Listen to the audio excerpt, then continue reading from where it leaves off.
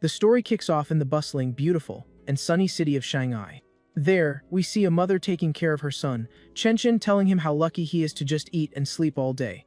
She goes on to say that as long as her boy grows up healthy, all her hard work will be worth it.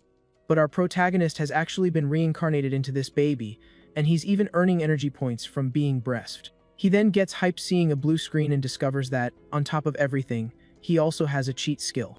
At that moment, his parents say he's going to be a great gene fuser or a cyborg. At 3 months old, our MC has already completed his first task by kicking his legs 10,000 times, earning himself a reward. Still, he wonders what gene fusers and cyborgs are, imagining if there's something like superheroes. Fast forwarding to when our boy is 4 months old, his house is completely dark. To avoid freaking his parents out with his abilities, our young hero only trains at night and has even learned to crawl. By 5 months old, he can already walk, and the system keeps rewarding him with more and more points. Hitting the 6-month mark, he can finally sit up and crawl in front of his parents like a normal baby. While watching TV for the first time, he realized that the Earth he was reborn into was different from his own. This new Earth had undergone mutations and unknown creatures had appeared, which are called aberrant beasts. To fight these creatures, humanity followed 2 paths, one of technology and the other of gene modification. Our protagonist has a cheat system, so he needs to level up and survive in this dangerous world. Just then, our boy looks toward the door because someone has come to visit his family. At the door, a neighbor named Su Meng introduces herself, and it looks like she's brought a gift. Right after, she introduces her husband and her daughter, who are the new residents in the apartment next door. Our boy thinks to himself that this is his first friend in the new world, and that their destinies will be intertwined. At 7 months, the little guy can already run, earning him even more points. Besides running, he can also jump, and the system continues to shower him with points. Thanks to his ability, by 7 months he has already mastered skills like running, jumping, and even talking. Reaching 8 months of age, our MC can already do sit-ups and push-ups in his crib. The kid only trains in secret, but one day, his mom caught him in the act. She was shocked and couldn't believe what she was seeing, wondering why on earth her son was doing sit-ups. However, our hero quickly played it off, making her think it was just a hallucination from being overworked. Days later, his mom called her husband in a panic because she discovered her 8-month-old son already had a 6-pack. The protagonist's father then started thinking and remembered that besides the 6-pack, he also eats a ton. With that, the man had a brilliant idea and asked his wife if their son might just be a rare prodigy. The protagonist's father says he'll have a bright future, and our boy is relieved that his secret hasn't been exposed. While they're watching TV, they see a news story about a young prodigy who can lift 20 kilograms at just 2 years old. Hearing this, his mother proudly says that her son won't lose to any of those prodigies from elite families in the future. Our protagonist thinks that his mom knows him well, but he wonders if he could actually lift 20 kilograms at age 2. Fast forwarding to 2 years of age, our MC can now lift the 20-kilogram box with just one hand. Suddenly, his mom calls him to come play with his friend, and he almost drops the box on his head. He then walks out of the storage room looking exhausted after having to ditch his training session. He walks over to the door to open it. Upon opening the door, our young hero is a little surprised by what he sees. There stood Shen Qingyan with a pie in her hands, and even though she's the same age, she still talks like a baby. Because of their mental age gap, they don't play much, so she mostly serves as a human weight vest for his training. However, the little guy realizes that using his friend as a weight for training has one small problem. And that problem is that sometimes she pees on his back while he's working out. 3. Our boy is much stronger and can lift 40 kilograms with one hand. Now at 4 years old, he sees a prodigy on TV lifting 30 kilograms and thinks to himself that he's already stronger than that guy. Despite being strong, his biological level is still at rank 1, and he wonders what the next level could be. With that in mind, our young hero leaves the house for the first time and sees the world. The first place he decides to go is the library, since his parents don't let him use electronics. Arriving there, he runs ahead of everyone while his friend calls for him to wait up. His mom asks why he likes such difficult books, but our young hero just keeps on reading. Reading the books, he discovers that the world is divided into 6 biological levels, from common to mythical. He also finds out that each level has 9 ranks, and he feels very small in this dangerous world. As he reads, the system rewards him with a new ability for having read 100 million characters. With a new mission from the system, our MC continues to train and read nonstop for the next few days. At 4 years old, he finally starts attending kindergarten with his friend. Not long after he reaches level 2, able to lift 80 kilograms and run incredibly fast. But as they say, with great power comes great responsibility, and his friend is being bullied. So our protagonist leaps into the middle of the room.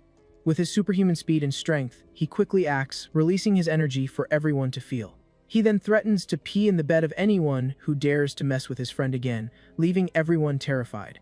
After his threat, all the bullies start crying in fear, while his friend looks at him with admiration. With that, the system notifies him that he has become the kindergarten king due to his dominant presence. Our MC is surprised to have activated a new mission and discovers he can do several at the same time. Half a year later, he completes the reading mission, and his learning ability reaches the peak human level. Time flies, and at 7 years old, our boy and his class finally graduate from kindergarten. During the break before elementary school, he kept training and improving, getting to the point where he could lift 200 kilograms. His jump also improved a lot, and this time he managed to break the 2-meter height mark. On top of that, his speed increased, and he finally ran the 100-meter dash in under 8 seconds. With his super intelligence, he finished the entire elementary school curriculum and was waiting to unlock his next title. Finally, his elementary school life began, and he knew the competitions would be a piece of cake. And as expected, he won the national academic competition, making his family very proud. During his free time at school, our young hero took the opportunity to tutor his friend, Shen Qingyan. She wasn't very gifted, but with his help, she became the second best student in the class, right behind him. To unlock the title faster, he also participated in all the sports events and broke every single record. But just when he thought he'd have a peaceful school life, a transfer student showed up in his class. The teacher then introduces the new student named Bai Zhu, and our MC senses a faint aura from her that didn't seem quite human. The new white-haired student walks down the aisle of the classroom, catching everyone's attention. The protagonist's friend comments on the new girl's hair, but our boy was too busy thinking about something else. Just then, the white-haired girl sits down in her seat. He was worried about her aura, which didn't feel human, and wondered if she was a gene fuser. In the following days, the new girl didn't talk to anyone and just slept at her desk the entire time. At first, everyone was curious about her, but over time, they simply stopped paying attention. A month later, the peace was shattered when the girl started to sweat. This substance had a very strong and unpleasant smell to everyone around her. Because of this, the other students started complaining about the smell. One kid walks up to her, then throws water on her, saying he's going to help her clean up. With her hands on the wet desk, the girl clenches her fists tightly, showing her anger. Even though she tries to hold it in, she can't stop the tears after being humiliated in front of everyone. The girl then breaks down in tears at her desk, while the other students just watch without doing anything. His friend then asks if they can help poor Bai Shu, who was suffering at the hands of the bullies. Our protagonist agrees and decides to help, as he realized she wasn't dangerous, just a girl being bullied. Without wasting a second, our boy grabs the bully by the collar of his shirt, leaving him completely shocked. Terrifying smile on his face, our MC orders the punk to clean Bai Shu's desk immediately. The kid is terrified and instantly agrees to clean up the mess he made. Knowing our hero's reputation, the bully cleans the desk without a single complaint. After that, he tells everyone else who was bothering the new girl to go and apologize to her. Scared stiff, all the other students agree, and get ready to say they're sorry. One by one, they all bow and apologize to the girl, promising to never bother her again. The white-haired girl then thanks the two of them for helping her in that difficult moment. His friend says it was nothing, and from that day on, she would try to befriend her. Whenever she had a tasty snack, she would share it with her new friend and bring our MC along. But the new girl seems a bit hesitant to accept the friendship and the snack offered to her. She then asks if they aren't disgusted by her because of her bad smell. The girl says she's always been an outcast, and having someone by her side for the first time feels like a dream. His friend tells her that this isn't a dream, making her even more emotional. Our hero's friend says she knows how it feels, and that's why she would never be disgusted by her in any way. Our young hero's friend says they'll be friends forever, extending her hands to the new girl. At that, haired girl suddenly hugs the protagonist's friend. She starts crying with happiness and thanks her new friends so much. The tears keep falling as she remembers something important she has to tell them. Then the girl says that since they shared snacks with her, she wants to give them something in return. She offers them a pair of beast fangs she got for her birthday and hopes they like the gift. The necklace with the fangs is handed over as a symbol of the new friendship they've just formed. Together, the three of them celebrate their new friendship, promising they'll be friends forever and ever. But just when she thought their friendship would last forever, some unexpected news caught her by surprise. Our protagonist then confirms the news, saying he saw the new girl filling out transfer papers. Peeking into the principal's office, our young hero sees the girl with a cyborg man handling the paperwork. With this, he confirms his suspicions that Baishu's identity wasn't so simple after all. From that day on, our MNC never saw the girl again, and she became just a childhood memory. However, the events that followed her departure were what really caught his attention. At home, our young hero gives his mom a message, who thanks him for relieving the stress from her job. Message thanks to a skill, and on TV, a news report about that the Kyoto prodigy comes on. At just 10 years old, the boy on TV underwent a gene fusion and lifted a giant boulder with one hand. Just then, our boy's dad comes in and complains that this particular protagonist is always on TV. His parents talk, and the man explains that the boy's martial artist family has advanced technology. Our MC thinks to himself that at 8 years old, he can already lift 300 kilograms without any fusion. With this, he realizes his potential is even greater than he imagined and becomes more confident about the future. However, his confidence vanishes when a breaking news report shows a beast attack in a neighboring country. The news shows that the attack was carried out by giant rats that destroyed the city. In the middle of the chaos, a woman is caught by one of the giant rats and is about to meet a tragic end. The creature then snaps its massive jaws shut, and the poor woman couldn't escape her cruel fate. The news then cuts to a politician pleading for help and blaming a cult for the beast attack. Our boy is relieved to live in a strong country where he can grow up safely.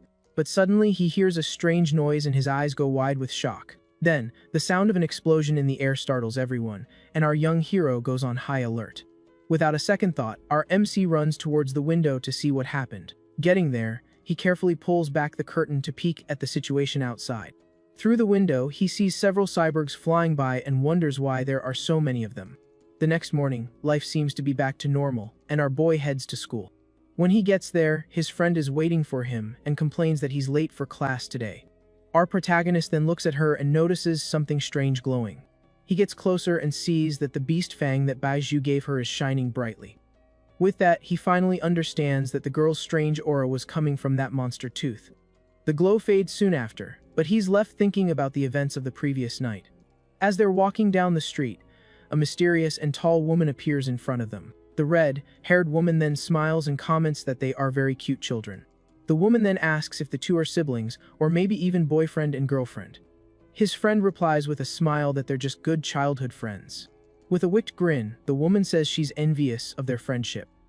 She asks where their parents are, since they're walking alone. Just as the girl was about to answer, our MC grabs her hand and stops her from speaking. He then pulls her along, saying they're late for school. Once in the schoolyard, the young man warns his friend not to talk to strangers.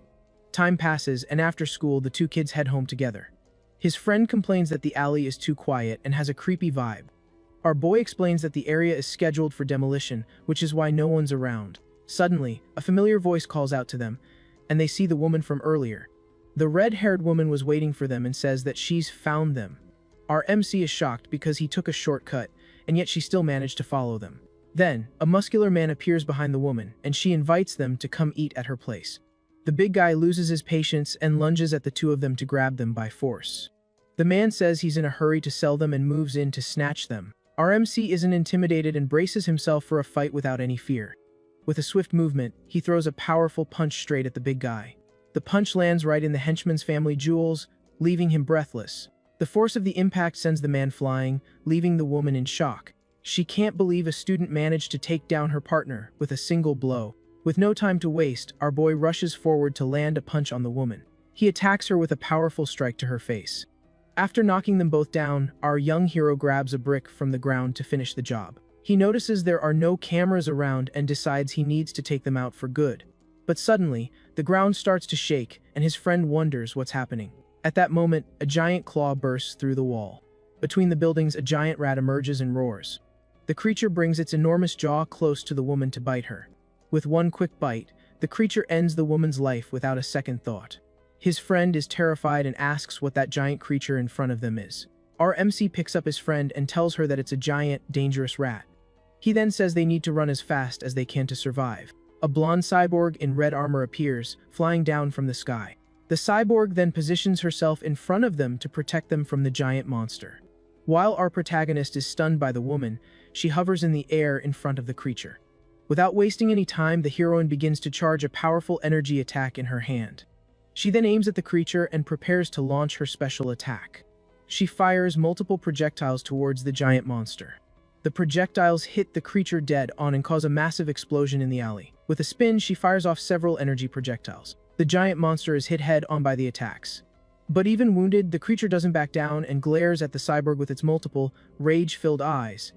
Without letting up, the heroine lands another blow on the monster. Days later, our guy watches the news and figures the cyborg isn't all that strong since it took her a while to win. He also thinks about how dangerous the giant rats are and is glad he managed to get away that day. With that in mind, he decides to ramp up his training, earning more points with squats. Life goes on, and soon they're celebrating his friend's 9th birthday. After they make their birthday wishes, our young hero gives his childhood friend a gift. She's thrilled with the hair clip he made himself and thanks him with a bright smile. Time passes, they graduate from middle school, and our boy is excited for the next step. To get better faster, he trains non-stop, doing push-ups with a giant boulder on his back. With all that effort, he finally reaches the 3rd level, and his physical abilities improve big time. He's watching TV and wonders what level the prodigy of Kyoto is at now. The 14-year-old prodigy lifts 2,000 kilograms, but our MC realizes he's still stronger. This gets him excited, thinking about how strong he'll become once he gets a gene fusion in the future. A beautiful sunny day. Finally, high school begins, and since he's the top student, he was invited to several elite schools. On registration day, the principal and teachers welcome him with high hopes for his future. But all he really wants to do is have fun with his friend. His friend gets all excited and calls him over to start the game they had planned. With a swift move, she serves the birdie with a special technique called the fairy curveball. But someone interferes with their game, catching the birdie mid-air. Just then, an upperclassman shows up and says the court is reserved for older students. The goons surround the girl, offering private lessons, but she obviously turns them down. Seeing this, our hero gets ticked off and tells the bullies to back off from his friend, like, right now. The upperclassman just gives a smug grin and says it doesn't matter who was here first, because he's taking the court. Our boy then grabs the birdie and tells the guy to listen up. He tosses the birdie high into the air. He leaps high and gets ready to smash the birdie to show them what his rules are. In air, with all his strength, he slams the racket into the birdie. Sane force, the birdie rockets toward them. The birdie flies at the speed of a bullet and punches right through the bully's racket. At this, all the bullies are terrified, wondering if our guy is even human. Scared out of their wits, they bow, apologize, and scram off the court without looking back. After that day, no one ever dared to mess with them again for the rest of high school. Since he had already finished all the school material, our young man just read interesting books in class. He used his free time to learn a bunch of new skills on his home computer. To unlock a title, he won every championship and got top marks in everything he could. Because of this, he ended up with a lot of fans, but the big shot title still wasn't unlocked. Ignoring the girls, he focused on helping his friend. At the festival, he competes in 3 events, and in the shot put, he hits 201 meters. The 3 events he chose were to show off his strength, jumping ability, and speed to everyone. And our MC knew that by dominating these 3 categories, he would dominate the entire sports event. Even holding back so he wouldn't overdo it, he still took first place with 0 effort. But suddenly, he felt a different kind of energy flowing through his body. The system then rewards him for his dominance, and he finally unlocks the high school top dog title. While walking through the school entrance, our guy thinks that the life essence of creatures can evolve and promote his own growth. He seems to remember something and stops walking suddenly. He then walks up to her and asks to borrow her beast tooth for a sec. Without hesitating, she hands the necklace with the tooth over to our protagonist. The moment he touches the beast tooth, something strange starts to happen to our young man. A system screen pops up, revealing that he has absorbed the essence of an abyssal giant butterfly, leaving him completely floored by the discovery. Later in his room that night, our guy decides to search online to see if he can find any info on the strange creature. To his surprise, the search returns 0 results, and he can't find a single thing about this so-called butterfly. Seeing that he won't get anywhere online, he decides he'll have to study the beast on his own, some other way. Then he remembers that Baichu gave him 2 beast teeth, and he goes to find them. As he holds the object again, a purple energy surrounds him, and the system shows the progress has gone up to 2%. Our MC gets a little frustrated with the result, thinking he'll need more essence to unlock the creature's guide. The next day, our young hero is giving his friend a ride on his bike as a form of training, in case they need to escape from mutants. Suddenly, a voice calls out to him, and he stops the bike to see who it is. A man introduces himself as the coach of the martial arts team and compliments his awesome recent performance in the school sports. The coach then invites him to join the martial arts team. The man insists, saying his athletic talent is incredible, and begs him to accept the invitation. The man leaves, and our boy thinks to himself that he didn't even get a chance to say no. The scene cuts to a beautiful view of the city at sunset. Our protagonist has just squashed a bug with his hands. He then realizes that the predator skill didn't activate when he took out the bug. With this question in mind, he decides to go out and test his theory somewhere else. He then grabs his bike so he can get there faster. To check his theory, he decides to go with his friend to the supermarket that sells beast meat. A short time later, they arrive at a large supermarket in the city center. Inside, he realizes he can't test his theory because all the beast meats are pre-packaged. Suddenly, he hears someone announcing freshly cut beast meat. With that, our young man spots a butcher who is cutting up fresh meat right in front of him. He then asks his companion to wait a moment and runs over to check out the meat up close. The girl is confused, but he doesn't explain a thing and quickly gets closer to touch the meat. With the truth right in front of him, he reaches out his hand to touch the meat and confirm his theory once and for all. The instant he touches it, a purple energy appears, and the young man confirms that the beast meat really does have a strong life essence. All excited, our hero celebrates, and his friend asks why he's so happy just from touching a piece of meat. The girl then asks what it feels like and if it's any different from a normal steak. He replies that it's just fresher and offers to let her touch it, but she declines. Our boy then says that since they're already there, they might as well buy some to try at home. He notices his friend's shock and thinks to himself that beast meat is anything but cheap, with some seriously steep prices. Even the phantom squid, which is the cheapest, costs almost 1,000 per unit, so he decides to get that one.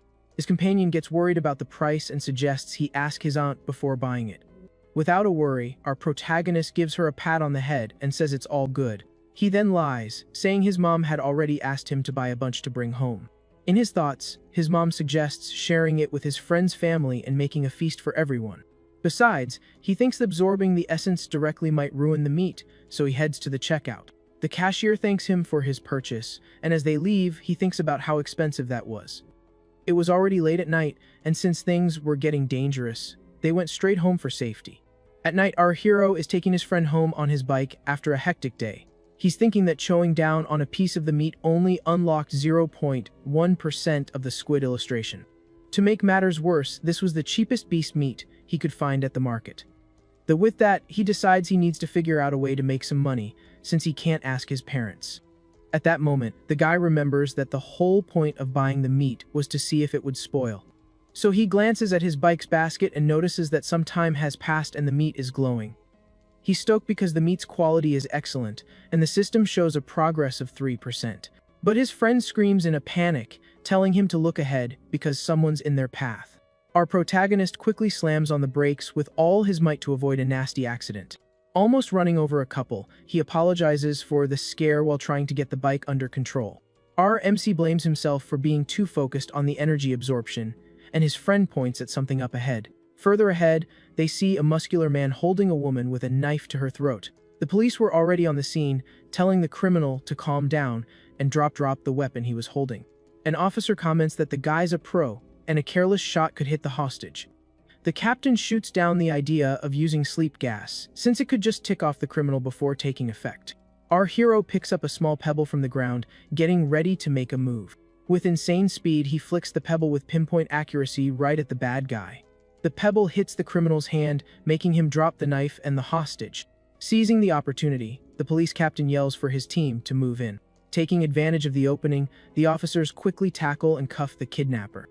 The guy tries to just dip out, but his friend asks if he was the one who threw the pebble. Suddenly, the captain shouts for them to stop and asks if the kid was the one who threw the pebble. Getting nervous, the protagonist denies everything with a forced smile on his face. The officer watches them leave, finding it odd that someone wouldn't want to own up to a good deed. The captain then mentions out loud that there's a reward for the Good Samaritan. Hearing the word reward, our young man's eyes light up with dollar signs. Without a second thought, he screeches to a halt and whips the bike back toward the officer. The kid admits it was him, saying that the money is really important to him right now. After all that, they head to the police station to collect his first ever earned cash. But something unexpected happens, and the criminal starts transforming into a monster. The criminal turns into a giant rat, and an officer yells that he's a heretic, showing signs of mutation. The creature attacks without a second thought, sending a female officer flying with a single swipe. The captain orders his team to fire on the creature, but to be careful not to hit any civilians. The officers unload their guns into the monster, but the bullets have no effect, and they call for backup. Meanwhile, the protagonist's friend looks like she's not handling the whole chaotic situation very well. Our hero grabs both of them and starts running, saying that saving their own skins is the top priority. He's relieved to see the monster. He then wonders just how much of a rat king's essence he could absorb and decides there's only one way to find out. Subtly, he reaches out his hand and touches the monster's body, starting to absorb the creature's life force. He's immediately shocked by the sheer amount of power he feels flowing into him at that moment. Just then, the system alerts him that he has devoured a trace of the essence, and his guide to the giant mutant rat has reached 5%. Our hero then does a big stretch to play it cool, and the cop tells him to stay still and not move around too much in the vehicle. Over at the police station, the captain questions the kid about how he managed to hit the thug's hand with a rock from that distance. He claims it's because he's been really working on his right arm, but the officer isn't buying that answer for a second. At that moment, our hero's mom arrives with his friend's family to pick them up, and he's totally caught off guard by the visit. The woman runs frantically toward her son, yelling his name, completely beside herself with worry. She gives him a tight hug and asks if he's okay, and our young man calms her down, saying he's perfectly fine and even got a reward. His mom then makes him promise that the next time there's danger, he'll hide somewhere safe. She goes on, saying that the only thing she wants is for her son to grow up safe and sound, without a single scratch. Our hero promises he'll protect himself first, and leaves with his mom while the captain just watches the scene unfold. Two female officers are discussing the rat god cult, which is getting bolder and infiltrating universities. They say they need to take out the self-proclaimed rat king, and our protagonist overhears the conversation and is intrigued. Back in the car, our hero looks up the rat god cult and discovers there's a ton of information online about them. He sees that the cult's main base is in the city of Shanghai, and that its members are basically societal outcasts. Continuing his research, he carefully reads every detail he can find about this mysterious organization. Suddenly, a specific piece of information catches his eye, leaving him completely stunned by what he's just read. Apparently, the Rat King wants to evolve into a higher life form and forces his followers to collect materials for him. Our hero then wonders if this creature has already developed the intelligence to come up with such complex plans. Just then, he looks out the window and spots a giant rat, which makes him ponder the creature's connection to the Rat King. But he quickly dismisses the idea, thinking that rats that size aren't that uncommon in this region. He then notices his friend is being really quiet and wonders what could be wrong with her. He looks down and realizes her legs are wet, suspecting that it might have happened again. Whenever the girl gets nervous or scared, she can't hold it in and ends up having an accident, just like when she was a kid. Our guy always suspected this could be linked to some kind of unknown potential she possesses. Arriving home, his mom notices the meat is gone and asks in shock what happened to the groceries. He quickly cooks up an excuse, saying there was an emergency and that in all the chaos, he ended up dropping the meat. His mom tells him to forget about it, saying the most important thing is that he's safe and unharmed. Our hero then breathes a sigh of relief, thinking he luckily managed to fool his mom with that lie. His dad tries to go out to look for the meat, but the boy stops him, saying the food has already gone bad, which leaves the man confused. Meanwhile, back at the station, the captain is still trying to figure out how a high school kid managed to throw a rock with so much force. He wears a serious expression, as the young man's story just didn't make any sense to him. Suddenly, a giant rat appears on top of a file cabinet right in front of him, leaving the officer completely stunned. The creature then leaps toward the officer with its sharp claws out. Without wasting a second, the captain pulls his gun and fires several shots at the monster. But it seems the bullets weren't enough, and the officer gets hit head-on by the giant creature. The next day in class, our hero lets out a bored sigh. He realizes he's still weak and needs money to buy beast meat and level up faster. He considers becoming an influencer or a private tutor, but gives up on the idea because it would attract too much attention. Then, he remembers something important and realizes he had a completely wrong idea about how to proceed. In this world, there are martial artists and cyborgs, so our guy decides it's time to get in the game. Our hero then heads to the school gym. When he gets there, he finds Coach Gu drinking something. Our protagonist walks up and greets the coach. The coach asks if Zichin is there to join the martial arts team. The MC then asks if joining the team will give him a chance to compete in the city tournaments. The coach excitedly confirms, saying yes, and that the prizes are worth tens of thousands. With that, Zichin shakes the coach's hand and says that from this day forward, he's part of the team. The coach then calls all the team members over and announces they have a new recruit. One by one, the members introduce themselves, and our protagonist does the same. Since our hero has never trained before, the coach starts by showing him some basic punching and kicking techniques. Explains that the moves look simple, but it took even the most promising student a full week to learn them. Our protagonist then gets into a fighting stance, ready to execute the moves. Thanks to his ability, he can instantly analyze and learn all of the coach's techniques. Our guy then begins to execute all the moves perfectly. The coach is left completely shocked and speechless. The rest of the team also can't believe Zikin learned everything so quickly, with just one look. In shock, the coach realizes that our hero is a rare, one-in-a-million martial arts prodigy. We then see the city at night. In the kitchen, our hero's mother calls him for dinner. Excited, Zikin runs to the kitchen asking what's for dinner. His mom replies that it's the ghost squid he's been dreaming of eating. The smell of the food is so good it makes our protagonist's mouth water. His mother then encourages him to eat while it's still hot. She then asks if the food is good. Our hero replies that his mom's cooking is the best in the world. As he eats, the system notifies him that he has absorbed the squid's essence, and he realizes that eating the meat also works. On TV, there's a news report about a 14-year-old girl genius who became the youngest cyborg in history. Her power system allows her to lift 500 kilograms and run 100 meters in just 4 seconds. Our guy then wonders who is stronger, genetic fusion users or cyborgs. But the news is interrupted by a tragedy about the police captain who was found lifeless. Our hero wonders if this is related to the giant rats from the night before, and if the streets are getting more dangerous. With this concern in mind, he decides he needs to ramp up his training to get stronger. With heavy training, his time in the 100-meter dash is now 4.61 seconds. His vertical jump has also improved dramatically, now reaching 5.81 meters, and he can even lift 1,000 kilograms.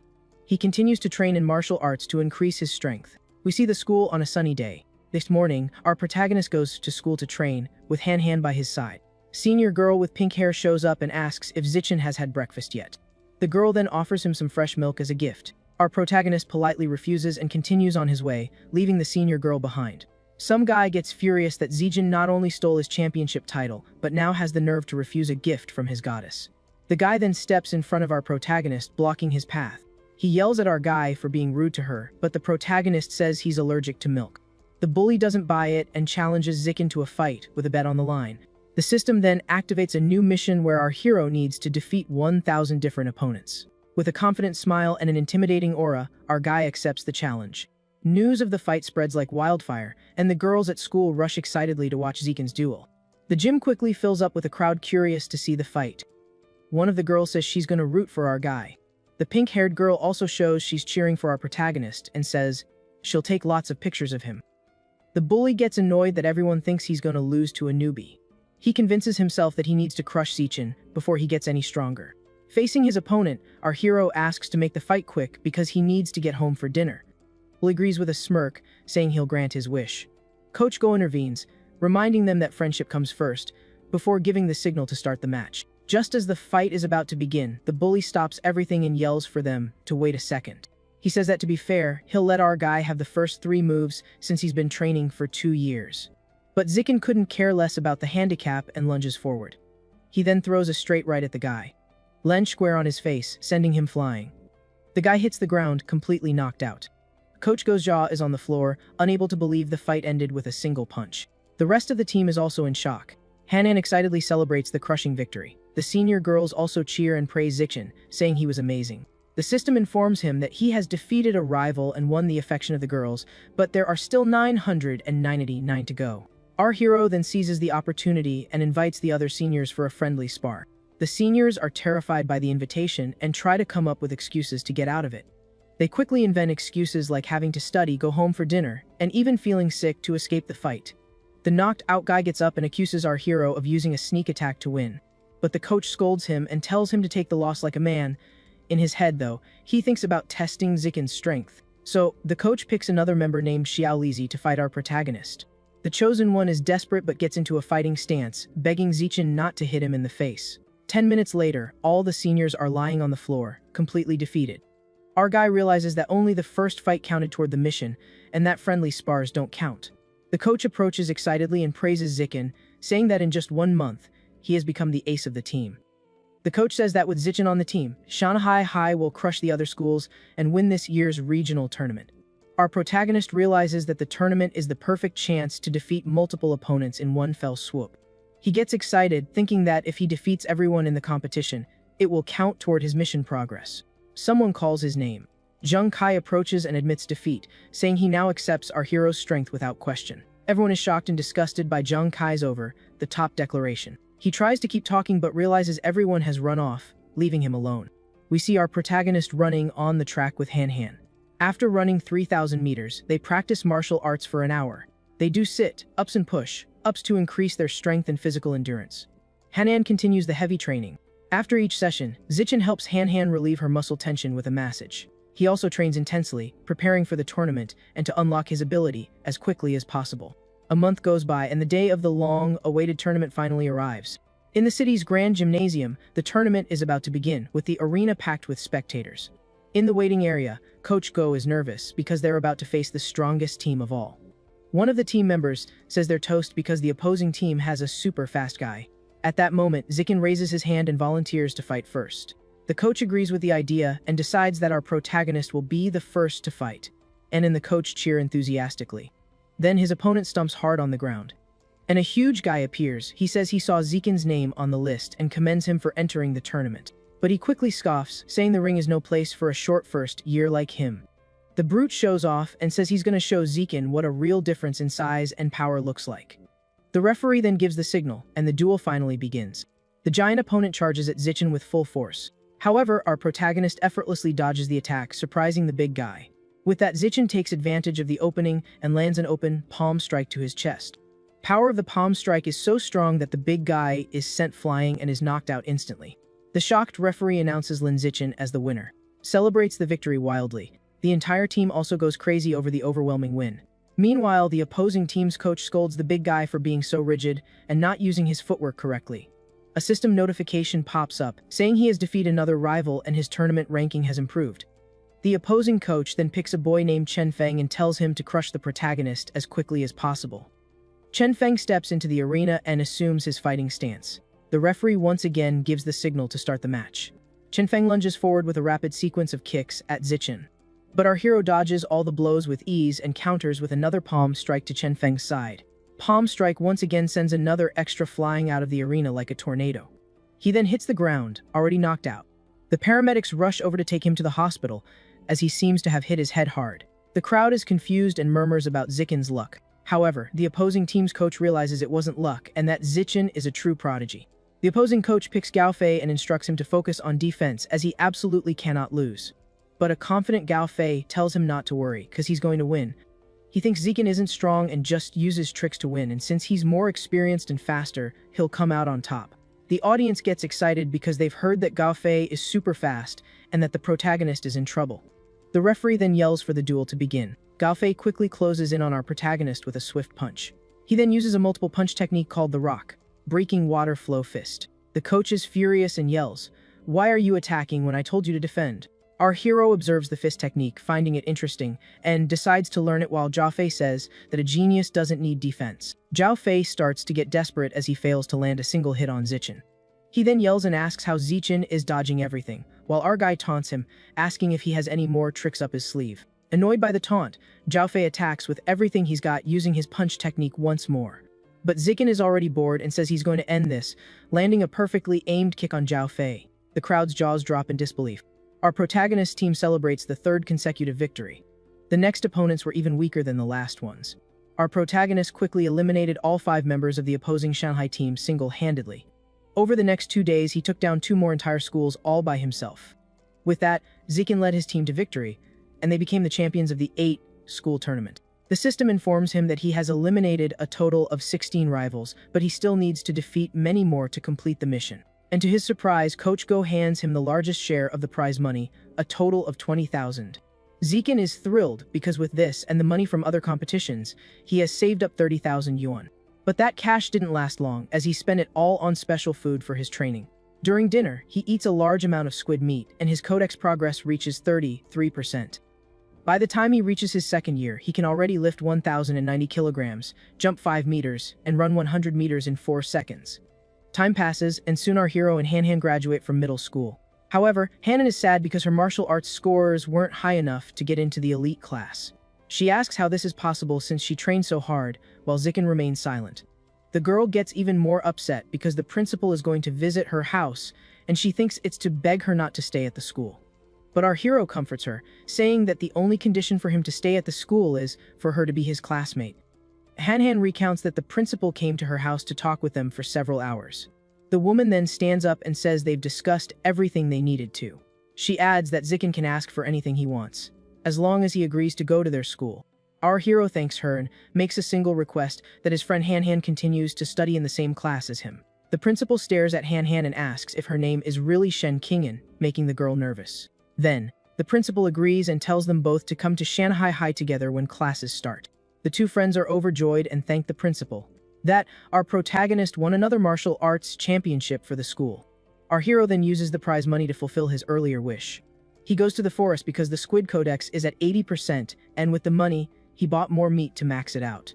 The system alerts him that he has devoured a large amount of squid essence, and a blue aura begins to emanate from his body. With that, the Phantom Shadow Squid Codex reaches 100%.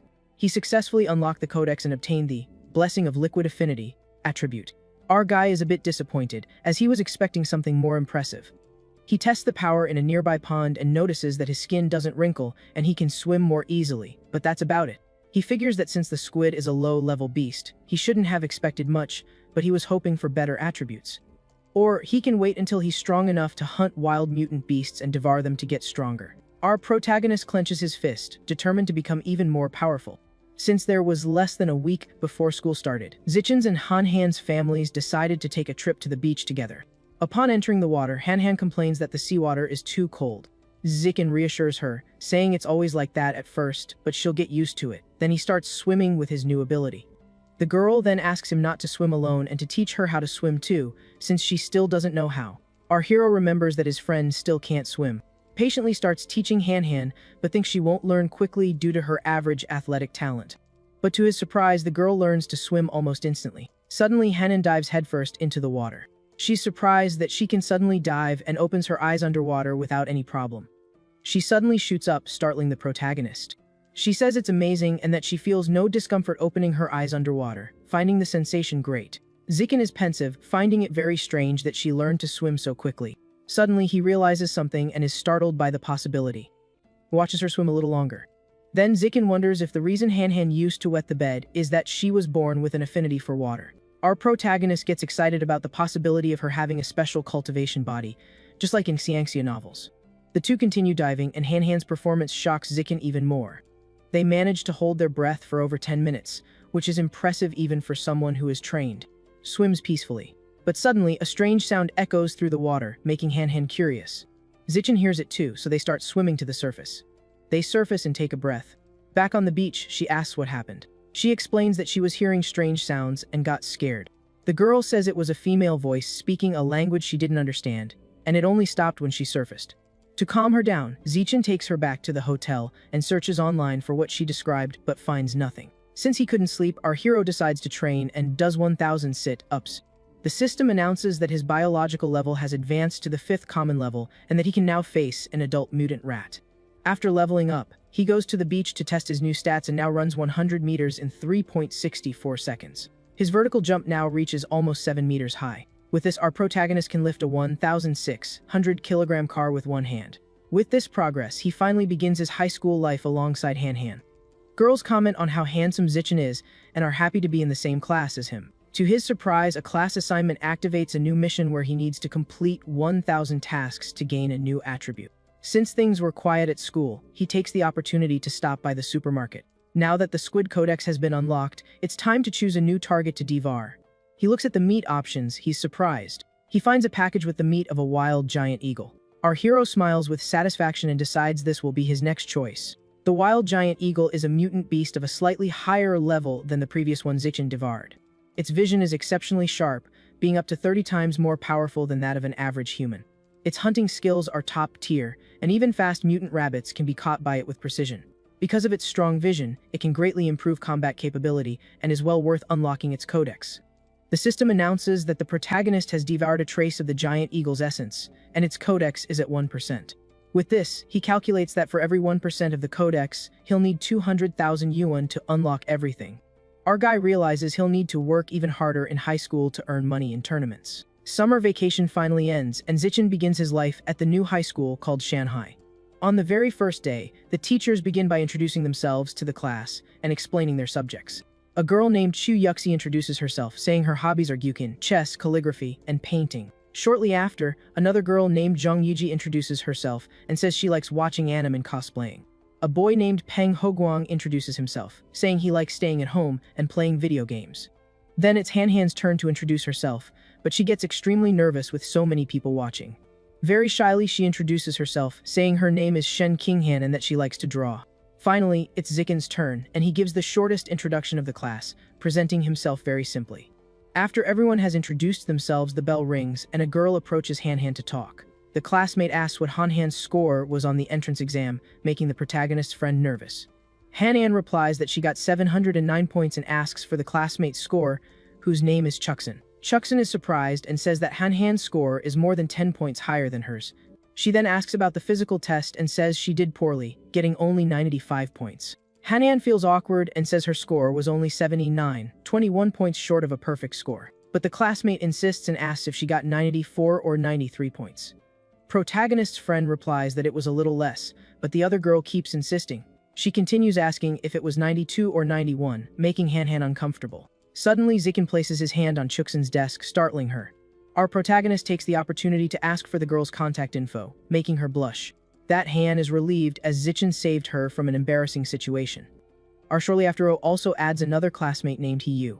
After adding his new friends, he creates a 4-person chat group called the Dawn Squad. With that, the system announces that he has created a collaboration team and completed another group task. Hiyu is from the neighboring city of Nangguan, and his family has been running martial arts schools for generations. Chuxin's family, on the other hand, owns a chain of clothing stores, and she's a rich girl with stores all over the district. The four quickly became inseparable friends, spending their time together in the classroom. At one point, Hiyu asks his friends who they think is the strongest in the class. Chuxin quickly replies that it's Zichin because he got the highest score in the district on the entrance exam. The friend is shocked to hear about the protagonist's feat and calls him insane. But Hiyu explains that being the top student isn't enough because there are 2 monsters in the class. Hiyu says there's a guy named Wang Shuji who runs 100 meters in 7.98 seconds. And there's also a big guy named Lu Gang who can lift 300 kilograms with one hand. Everyone is impressed by their strength, but our protagonist is relieved because those were his stats back in middle school. The bell rings again, and the textbooks are distributed. Since he has already studied everything on his own, Zichin uses the free time to train in a quiet place. Zichin knows he needs to keep leveling up to be able to face the mutant rat king head-on. That afternoon, the first class was wilderness survival, and the teacher asks who knows how to make fire by friction. Hiyu comments that no one would learn a skill like that in their free time because it's basically useless. To everyone's surprise, Wang Shuji and Lu Gang start making fire by friction. The teacher is impressed and asks how they know how to do that. Lu Gang explains that he took an extracurricular course over the summer, and Wang Shuji says he learned online in middle school. After the two show off, Zichin teaches the rest of his group how to start a fire as well. In martial arts cultivation class, the teacher begins to teach a special breathing technique. But the duo from Nangguan already knew everything, and the class turned into their personal show, Off Festival. A month passes quickly, and the teacher announces that it's time to test everyone's progress. He announces that the exam will have cash rewards for the top 3 places. Our protagonist gets excited when he learns that first place wins 888 yuan. With the reward on the line, everyone gets excited to take the exam. Not only that, but the genetic fusion teacher, Liu Darren, also administers a test with the same rewards. Hiyu finishes the exam exhausted and says it's finally over. The students start complaining about the difficulty of the test, with very specific and tough questions. While everyone complains, the Nangguan duo starts showing off again. Hiyu gets annoyed with their showboating and feels like punching them. The teacher announces that the grades for the mechanical augmentation test are out. Chuxin is thrilled to find out she passed and celebrates with Zichin. The teacher continues reading the grades, and Hiyu gets 88 points, surprising everyone. Hiyu is full of pride and promises to treat the group to a meal when he receives the 3rd place prize. The teacher announces that Lu Gang and Wang Shuji both scored 95 points. The Nangguan duo starts bragging, saying that if they had 10 more minutes, they would have gotten a perfect score. Hiyu is annoyed by their showboating but believes 3rd place is still his. But the teacher says that someone in the class got a perfect score and announces that Zichin aced the test. Everyone is in shock to learn that our protagonist got 100 points, and the Nangwon duo is in disbelief. Hee-yu is annoyed that Zijin knocked him out of third place, but the group congratulates our hero on his achievement. Our guy raises his hand and asks when the 888 yuan prize will be distributed. The teacher replies that he will send the prize to the class group chat and wonders why Zikin cares so much about money. An hour later, the genetic fusion teacher also announces the exam results. The Nangwon duo scores 81 and 83 points but are dissatisfied with their grades. Meanwhile, Hanan gets 78 points, placing her in the top 5 of the class. And once again, our hero aces the test, winning another prize while the Nangwon duo is outraged. The two raise their hands and accuse Zikin of cheating, saying it's impossible for someone to get a perfect score so many times. Teacher Liu Darren looks serious as he created the exam questions himself. With that, he confirms that the questions were made by him and there's no way to cheat. Hee-yu and Chuksin laugh at the Nangwon duo and call them a disgrace for accusing our guy. The afternoon arrives and the class begins the wilderness survival exam. The teacher explains that the rewards are the same as the other tests and details the tasks. Wang Shuji says they need to redeem themselves and defeat Zichen in this exam. Lu Gang agrees and says he's going all out to crush our protagonist. The test begins with rock and tree climbing, and Zichen easily takes first place. He leaves the Nangwon duo in the dust, who are impressed by his speed. But our hero is more worried about Han, who finished last in the climbing event. Right after climbing, they start swimming, among other tests, but the protagonist always comes in first. A month passes, and the martial arts teacher announces it's time to test everyone's progress. The Nangwon duo gets excited because this is their chance to show off and finally beat Zigen. Before the fights, teacher Han Yuanfeng conducts a warm-up with a 3-part physical test. In the 100-meter dash, our guy clocks in at 7.78 seconds. In the one-handed weightlifting, Zichen manages to lift 330 kilograms. And in the vertical jump, he reaches 2.18 meters, placing first in all 3 tests. The Nangwon duo is shocked by the protagonist's strength, but Wang Shuji tells Lu Gang not to get discouraged because they still have a chance in the fights. After the test, everyone heads to the dueling area in the gym. To finish the test quickly, our hero steps into the ring first. Seeing that no one is challenging the protagonist, the teacher calls a student named Lu Wei to fight Zichen. Gets into the ring and prepares for combat. To save time, Zichen decides to end the fight quickly and knocks out Lu Wei with a single blow.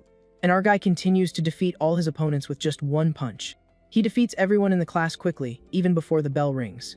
The Nangwon duo is completely shocked and realizes that Zichen is much stronger than they thought. Seeing that there are no more opponents for the protagonist, Hee-yu calls out for Lu Gang. Hee-yu challenges Lu Gang to a fight, saying he's warmed up and at his peak. At this, Lu Gang says he'll defeat him in 30 seconds to avoid fighting Zichen. So Hee-yu accepts the challenge and lunges forward to attack Lu Gang. But Lu Gang is stronger and manages to dodge all of Hee-yu's attacks. After open, Lu Gang manages to grab Hee-yu's leg.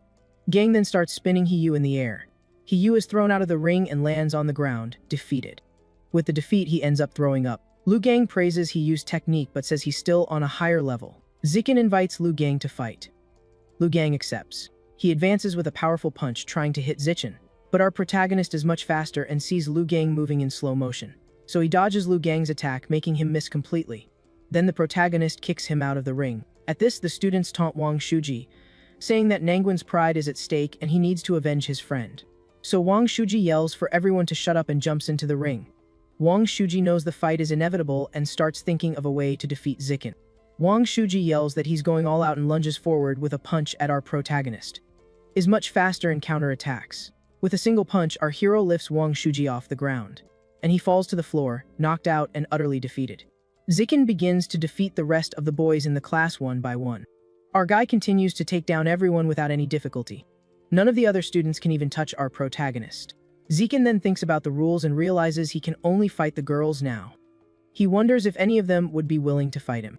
Unexpectedly, a purple-haired girl raises her hand and challenges him. The girl then jumps into the ring with a flying attack to try and surprise him. Our hero is surprised by her speed but manages to dodge and land a blow on her back.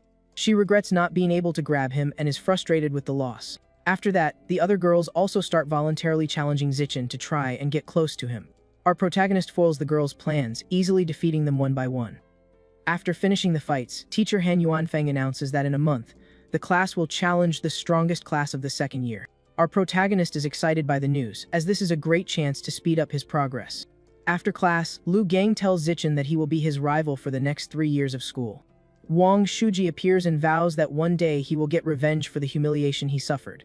The duo is indignant as our hero ignores them. In his thoughts, he's just celebrating having won over 3,000 yuan. Falls on the city of Shanghai. He thinks that although he earned a good amount of money, it's still not enough to buy beast meat. To earn more money, he decides to register as a web novel author and start writing. Soon after, he receives a message from an editor offering him a contract for his novel. He accepts the contract, but when he checks the news, he sees something shocking. A giant mutant rat over 5 meters long attacked a cyborg and ripped it in two. The cyborg then activated its self-destruct power core to take the monster down with it.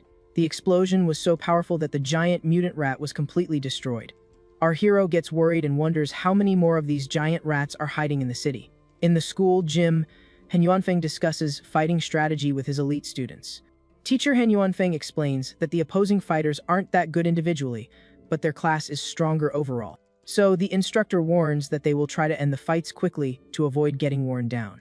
Wanting to fight as soon as possible, our protagonist offers to go first. His opponent is terrified because she has to face the strongest student from the other class while being the weakest in her own. The second-year teacher is indignant and accuses Han Yuanfeng of breaking the unwritten rule of sending the weakest student first. So, the instructor agrees to the rules and tells Zichen to get out of the ring so the weaker students can fight first. Our with no hero steps down from the ring, disappointed. Han Yuanfeng chooses a girl named Yuntong to go first, but she says she's not ready. Hanan offers to fight in Yuntong's place since she is the weakest in the class. The protagonist's childhood friend gets into the ring and becomes very nervous. The class starts shouting and cheering for Han to support her, but the cheering only makes her more nervous. Seeing Han's hesitation, her opponent seizes the chance and lunges forward with a flying punch. She manages to land a series of blows on Han, who is forced onto the defensive. Even knowing she can't win, Han decides to hold out as long as possible to tire out her opponent. 3 minutes pass and the opponent realizes that Han is very resilient and she's running out of breath. So she decides to end the fight quickly and lands a powerful kick on Han. Our protagonist's childhood friend falls to the ground, defeated. Han gets up and runs to the instructor like the road runner. Teacher Han Yuanfeng praises her, saying her tactic of focusing on defense and wearing down the opponent was very smart. Our protagonist also congratulates her for lasting more than 3 minutes against a senior with an extra year of training. In the next fight, the student Chuxin gets into the ring to face the same opponent, who is now tired. She lunges forward with a high kick, but the senior manages to defend against the attack and counter. She lands a blow to Chuxin's chin, dazing her. The senior pins Chuxin to the ground and makes her surrender. She mocks Chuxin for attacking without defense and calls her arrogant, and says she may not have the same talent, but she has an extra year of training. Leaves the ring defeated. Yuntong steps to the ring and vows to avenge her friend's defeat. Confidently, she advances against the senior and, apparently, somehow managed to win.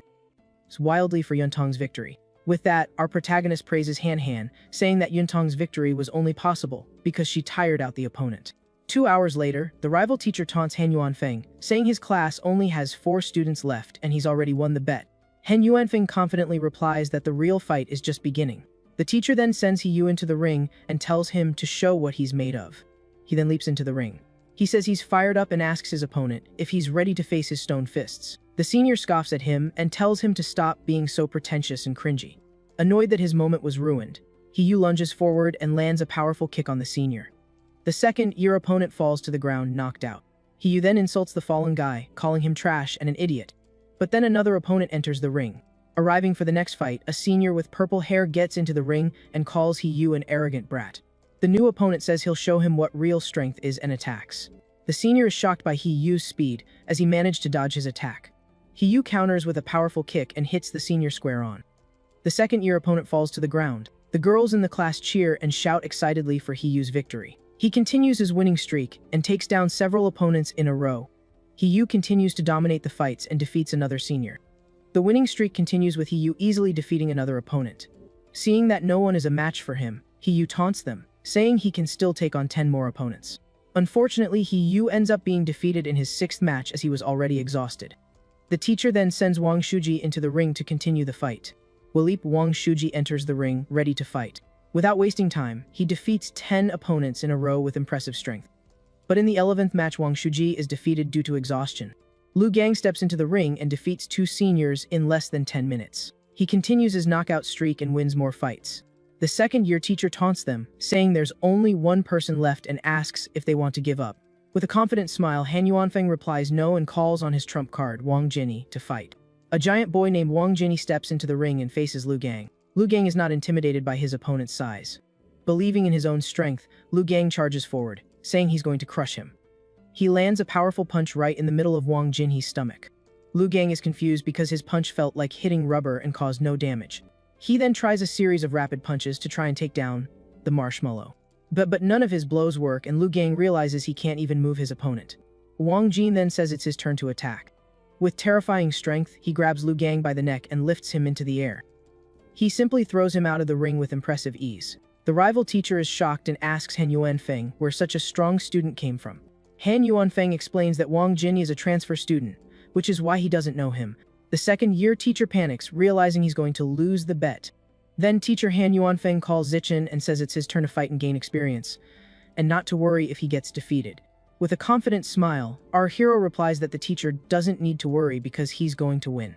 Wang Jin underestimates our protagonist for being thin and introduces himself as someone who never bullies the weak. The girls in the class scream and cheer for Zichen while trash-talking the MC's rival. The chubby guy is clearly annoyed by the insults, but he decides to be a gentleman and says he will stand still for 10 moves. He does this so that our hero's fans won't accuse him of bullying the weak. Our protagonist casually agrees to the proposal. Then Wang Jin challenges him to attack with full force. Without hesitation, our guy lunges forward and lands a punch with all his strength on his opponent's stomach. The impact is so strong that the big guy goes flying as if he were a balloon. Wang Jin hits the ground with a tremendous impact that must have caused an earthquake in some country. Everyone falls silent, shocked by the outcome of the fight. Suddenly, the entire class erupts in celebration for Zichen's victory. The giant boy wakes up confused, wondering what happened and how he was defeated so easily. The rival teacher praises Zichen, saying he's insane for knocking out Wang Jin with one punch. But teacher Han Yunfeng disagrees, saying the real monster was some guy named Wu Tianqing. At this, our protagonist approaches and asks who this Wu Tianqing guy is. The teacher explains that Wu Tianqing was a senior who, in his first year, defeated the entire elite class of the third year. He says the guy was a monster capable of running 100 meters in 6 seconds and lifting 650 kilograms with one hand. Our hero then smiles and says he's a little scared by this story, but we know that's not true. The scene cuts to the entrance of a fancy restaurant. A classmate raises a toast and thanks Zichen for the victory over the second years. Everyone celebrates and toasts our protagonist's victory, who is now the hero of the class. The classmates now approach Zichen, asking for training tips and his contact info. But Han stays by our hero's side, serving food on his plate so he doesn't get distracted. She keeps staring intently at our guy. But suddenly, she says she needs to go to the restroom. Our protagonist watches Han as she leaves. As she gets near the restroom, Han overhears two girls talking badly about her behind her back. They question how Han got into the elite class and call her Zichen's suck-up. Anoin appears and says she's not a suck-up. She turns around and proudly declares that she is his childhood friend. Our hero notices that Han is sad and asks what happened. The girl vents, saying her mother always told her she would stop wetting the bed when she grew up. But she reveals that she still has to wear diapers to bed every night, which really annoys her. Sadly, she says she feels like a disabled person for not being able to hold it in. Zichen looks at her seriously and says she is not disabled in any way. He holds her by the shoulders and explains that not being able to hold her urine is actually her superpower. Confused, our protagonist then claims that her affinity for water is a manifestation of her power. Han then asks if Zichen also has a superpower, since he has always been very strong. With a smile, our guy confirms that just like her, he also has a superpower. Curious, she wonders what kind of superpower our protagonist would have. Zichen replies that it's definitely a very strong superpower. Suddenly, our protagonist gets a serious look in his eyes. When they arrive at a building, they see a group of men with brooms trying to kill rats. A fat man panics and yells at them to stop hurting his brothers. He gets furious and screams that he's going to finish them for hurting his rodent friends. In an uncontrolled rage, the man charges forward with a broom to attack the exterminators. Hanan asks if the man is crazy, and our hero replies that he seems to have some mental issues. Our protagonist says it's better for them to go home, and the two leave hand in hand. Then we go to Zichen's house, where his family is gathered. On the television, the news reports the disappearance of a young female teacher the previous week. Zichen's mother worries about the disappearances and asks if it's already the 4th case this month. Our guy's father corrects her, saying it's actually the 5th case. The news reports that all 5 missing women are young and beautiful. Worried, Zichen's mother asks him not to let Han go out alone at night. We see the Shanghai City police station. A man in a white lab coat enters a room where the rat guy from the previous day is being interrogated. The officer asks the doctor if the man is a mental patient, but the doctor says he's not sure yet. The officer is confused and says the man wouldn't stop screaming at the market. The guard then looks into the interrogation room. Suddenly, a dark energy begins to emanate from the man. The guy then transforms into a giant rat, and the doctor screams for backup and a mechanical cyborg to help. The officers fire relentlessly at the monster. A woman informs them that HQ has advised that all cyborgs are on a mission and backup will be delayed. Desperate, he yells for the team to flee and lure the beast to the suburbs to buy time. The blue-haired officer then gets into the car to escape. Beside her, another agent takes the wheel. They floor it to lure the giant rat until backup arrives. They speed through the tunnel at high velocity. The giant creature pursues them, destroying everything in its path. With the debris from its destruction, the rat manages to hit the police car, causing it to flip over. Haired officer is trapped upside down, completely injured. The giant rat approaches the wrecked car. Last second, an explosion hits the monster. A mysterious cyborg descends from the sky and begins firing projectiles at the creature. She gives the attack order and multiple projectiles fly out. The cyborg realizes the monster dug a hole and escaped, but it's wounded and can be tracked. It's already 3 in the morning in the city, and the streets are empty. We see Zekin, who is awake working on his novel. He then decides to go out to test the results of his training. Our hero leaps between buildings with impressive speed. The boy realizes his strength and agility have greatly improved. Our protagonist is satisfied with his progress. Suddenly, he hears a strange noise coming from an alley. Zekin sees a creature devouring something and apologizing for being hungry. Our protagonist remembers the news about the mutant rat and wonders if it's the same creature. He decides he needs to alert the police, but the monster notices the protagonist. The creature then decides to attack him at an impressive speed. Zekin dodges the attacks and counters with a powerful kick. The monster is sent flying by the blow. The creature is shocked by the strength of a student. It observes the protagonist and becomes more cautious. But before it could do anything, the protagonist throws a rock at the creature's head, and he quickly starts launching hundreds of rocks, one after another, at the monster. Then, in the blink of an eye, the monster is completely torn apart by the protagonist's stone projectiles. After turning the creature into mush, the protagonist is relieved that it has stopped moving. With the creature defeated, Zekin wonders if it's really gone. A system message appears, informing him that he has devoured a trace of the mutant rat's life source. Our protagonist then decides to leave before anyone else shows up. In the meantime, the cyborg who was hunting the monster finally arrives at the scene. She finds the remains of the creature and wonders who was responsible for this. Elsewhere in the city, a strange cult gathers in an abandoned building. A hooded man carries an unconscious woman. He throws her into the center of the circle and offers her to his rat god. But a dark entity emerges, complaining that just one woman is not enough to satisfy its hunger. The man kneels desperately, begging his master for forgiveness. The man then explains that it's been difficult to find girls alone lately because they travel in groups. The dark entity orders that if there are no women, he must capture young men for the next sacrifice. The servant bows in submission, agreeing. Suddenly, a piece of meat is thrown in front of the hooded man. He thanks his god's blessing and begins to devour the raw meat. In the abandoned building, the woman is enveloped by a strange tongue. The dark entity then devours the poor young woman. After finishing its meal, the creature lets out a satisfied burp. The entity warns that next time it wants to eat nobles because their meat is more tender. Meanwhile, our hero helps his friend Han train in martial arts. He teaches her that her legs are too close together and that she needs to open them a bit more. Zekin also adjusts the girl's posture and advises her not to face her opponent head on. He asks her to put it into practice. Han prepares and charges at the protagonist. He blocks the attack and praises her, saying her angle and force have improved a lot. The girl follows up with a kick. But Zekin defends it with ease. He points out that her kicking form is wrong and that she should spread her legs wider before kicking. She tries a few more punches, but they are easily defended. After the intense training, Han is exhausted but feels that her strength has improved significantly. She suggests they train every day, but Zekin says 3 times a week is enough. He jokes that if they trained every day, she wouldn't be able to handle it. At that moment, our guy's phone rings. Curious asks if it's any important news. The news reports that the Jishin Corporation will offer free treatment to prodigy girls. Another news story talks about a genius who fused with a spider gene and is breaking school records. He wonders if gene fusion would really be the best choice for his future. Back at Zekin's house, our hero is once again working on his novel. The comments from his readers are very positive, praising his writing speed. He thinks that with his new abilities, he can write 10,000 words per hour. Just then, his father appears, praising the book and saying he could make a lot of money. Our protagonist thinks that with this cash, he'll be able to unlock new beast codexes. The next day in martial arts class, teacher Han Yuanfeng organizes a training session. As always, destroys all his opponents with ease. He demonstrates an impressive fighting ability, perfectly dodging and counter-attacking. None of the students can even land a single blow. After winning, he earns 888 yuan and experience points from the system. On the other side of the court, Han and her friend watch the training, envious of our hero's strength. But unlike before, Zikin's childhood friend can now fight back and defend herself. This time she manages to fight for almost 3 minutes, exchanging punches and kicks. Teacher Han Yuanfeng is impressed with her improvement and congratulates her. The teacher then gathers the class and motivates them for the challenge against the elite class. With the challenge accepted, the teacher congratulates the class on their fighting spirit. A month passed and Zichen earned 80,000 yuan from his novel. Our protagonist goes to a store to buy giant eagle meat. The saleswoman offers a 5% discount on a purchase of 100 jin. But he declines because he still doesn't have enough.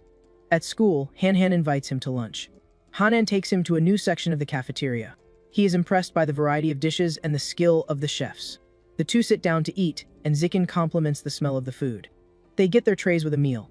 Our hero's childhood friend comments that it was good they arrived early to avoid the line. Suddenly they hear an argument about someone cutting in line. Han gets worried and asks if they should go see what's happening, but Zichen notices the fight is already resolving itself. Hiyu has handled the matter while the bully curses him out. Then the extra approaches some other extras and they start whispering. The bullies surround Hiyu and provoke him, saying they are going to cut the line. With that, Hiyu gets angry and yells at them to go to the back of the line. But the bullies are not intimidated. Hiyu then tries to stop the bullies from passing, but it's useless. Hanan realizes Hiyu is in trouble and Zichen decides to intervene. Our protagonist approaches and asks the bully to get in line properly. The bully challenges him, asking what he'll do if he doesn't obey. Zikin simply takes out his phone and threatens to report him. The bully is outraged and calls him shameless for wanting to snitch. Our hero replies that cutting in line is even more shameless. With nothing else to do, the bully and his friends leave, annoyed. In a luxurious mansion, a cult gathers. The leader informs them that She Chiang, one of their members, has been eliminated. He then introduces a new member to replace the old one. The leader reveals that the rat god no longer wants common people because their flesh is bitter. One of the cult members warns that kidnapping nobles is very risky. The leader then suggests they focus on the children of rich, powerless merchants. He turns to the new member and instructs him to start with a handsome young man as practice. The newcomer accepts the mission and promises to offer a handsome boy from the city. The next day, Hiyu tells Zijin that the guys who cut the line were from the second-year elite class. Our hero then says that good grades don't mean they are good people. Shortly after, Zichen receives a notification about another disappearance. He reads the news and discovers it's the 5th case of a wealthy heir going missing. Our protagonist suspects these disappearances are linked to the rat god cult. The day of the challenge arrives and Zikin's class prepares to face the elite class. The bullies from the line look at Hiyu with contempt and flip him the bird. Unfazed, Hiyu responds with the same rude gesture, further angering the bullies. The first fight begins, and Shen Qingyan from Zikin's class steps into the ring. Her opponent lunges into an attack with a flying kick. The blow hits Shen Qingyan squarely, throwing her back violently. The girl tries to defend herself, but the senior is too strong and throws her to the ground. Shortly after, other students from Zikin's class enter the ring, but they are all defeated. The brown-haired girl lands a strong kick on another student, knocking her out. No student from Zikin's class manages to even land a single blow, until a shorter, more muscular classmate steps into the ring, but is easily knocked out. Shortly after, a red-haired senior enters the ring and quickly takes control of the fight. In less than 10 minutes, she defeats 9 people from Zikin's class, including 3 boys. Now only 4 students remain in Zikin's class: Zikin himself, Hiyu, Lu Gang, and Wang Shuji. My elite class has only lost 5 female students and still has 36 students left. Wang Shuji realizes the difference in strength is too great, and the situation is desperate. He then calls Hiyu and asks if he can defeat the remaining 6 girls. Hiyu confidently replies, "Easy," and steps into the ring ready for the fight. He imagines himself fighting the girls and beating them all with a smile on his face. With a single move, Hiyu takes down the first girl and yells that it's handled. The boy does not disappoint, and with some effort, he knocks out all 6 girls in the ring. Soon after, one of the bullies who cut the line steps into the ring to face Hiyu. The bully taunts him and asks if he's ready to perish. Hiyu calls him rude and says he's going to get revenge for him cutting the line. The bully charges forward to attack, but Hiyu is caught off guard and takes a strong punch to the stomach. Hiyu kneels in pain, impressed by the speed and force of the blow. The bully taunts him, saying he's weak and should admit defeat. The bully then tries to kick him, but Hiyu gets up and pushes him away. He then lands a strong kick on Hiyu, knocking him to the ground. Hiyu then tumbles out of the ring. Hiyu falls to the ground defeated and admits he let his guard down because of his desire for revenge. With that, the bully challenges Zichen to a fight since he likes to meddle. Our hero accepts the challenge and leaps into the ring. Zichen thinks this is the perfect chance he's been waiting for to fight. His classmates encourage him and ask him to avenge Hiyu. The bully then runs towards Zichin. The bully then throws a kick at the protagonist. Our protagonist defends the extra's blow with just one hand. And with a single blow, our hero throws the extra to the ground. The extra lies unconscious on the floor. Zichin steps over him just as he did to He-Yu. He then kicks him out of the ring. They can't believe that Chiayu, one of the top 5 in their class, was defeated instantly. The elite class representative realizes that Zichin was hiding his true strength. He-Yu's classmates are shocked and wonder if our hero is even human. Zichin then faces the rest of the elite class and asks who's next. The students are terrified and back away, afraid of our protagonist's power. 30 minutes later, all 29 remaining students from the elite class have been defeated. Our hero looks at the system and sees that he has eliminated 119 opponents out of 1,000. He decides he can no longer follow the school rules because his strength is far superior. On Monday, our hero goes to the principal's office to make a request. Zichin asks to hold a personal challenge with rewards against the entire school. The principal is shocked by the request and questions Zichin's audacity to challenge the whole school. Our hero then says he can prove his strength and asks the principal to go to the gym with him. That the two head to the gym so our protagonist can show his power. The principal questions him about why they are there so late. Zichin takes off his jacket and replies that it's to demonstrate how strong he is. She gets flustered and asks our guy to wait, imagining he's going to show off for her. But he just grabs the bench press bar without paying much attention to her. Our protagonist quickly lifts the 700-kilogram bar with just one hand. The principal is completely shocked. She realizes he is stronger than the most powerful student in the school's history. The principal then agrees to Zichin's request and says she will organize the challenge. Our hero reminds her to include rewards to motivate the other students. He suggests 2 types of prizes, one for participation and another that accumulates with each challenge. The principal likes the idea and assures him she will do everything as he said. Zichin then asks her to keep his strength a secret, and the principal agrees. Later in the principal's office, she reviews the details of the challenge with our protagonist. She presents the final plan, and our hero thanks her for her hard work. The principal replies that it was no trouble at all, with a seductive look in her eyes. Meanwhile, 2 teachers enter the room and are confused. Wonder why the principal, who is always serious, is acting so friendly.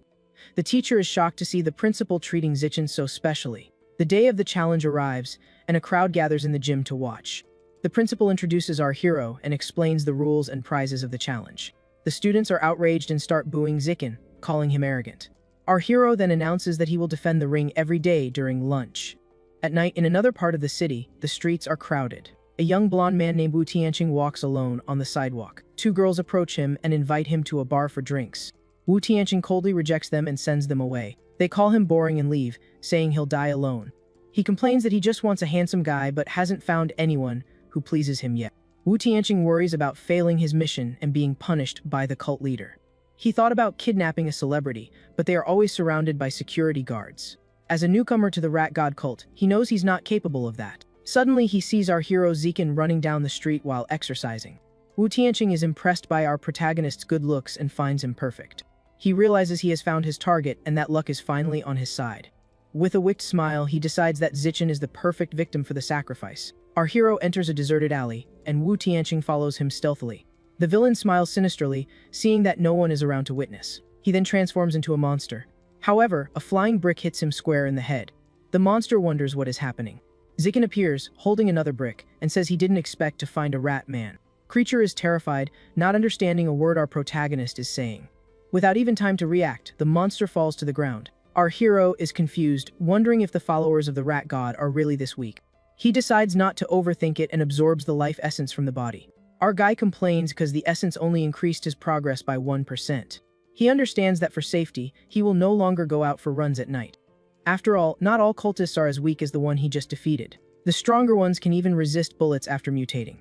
The next day, Zichin watches the news and finds out the cult has been annihilated. He is surprised to hear that the rat god sect has been completely eradicated. The report shows that the person who defeated the cult leader was a woman. She was an advanced, level-evolved being with the appearance of a dark angel. The news reports that the operation lasted only 30 seconds and was a crushing victory. Our hero is impressed by the power of a higher-level organism. Meanwhile, in the city, we see the lights of a building. One man asks another if he has any news about Tianqing. He replies that the boy is still missing. The redhead complains that the elite force sent to source number 36 has vanished. The blue-haired man says the situation there is stable, otherwise he wouldn't be here. The redhead praises him, saying the Rat King was a formidable opponent. But for a high-level genius like him, it was just small fry. He then invites his colleague to give a lecture at his old university. The raid head says that giving a motivational speech to the freshmen is also part of the job. Then we see a dark, deep cave. Says the creature first ate beggars and then moved on to younger people. Soon after, it began to devour people of status who lived in luxury.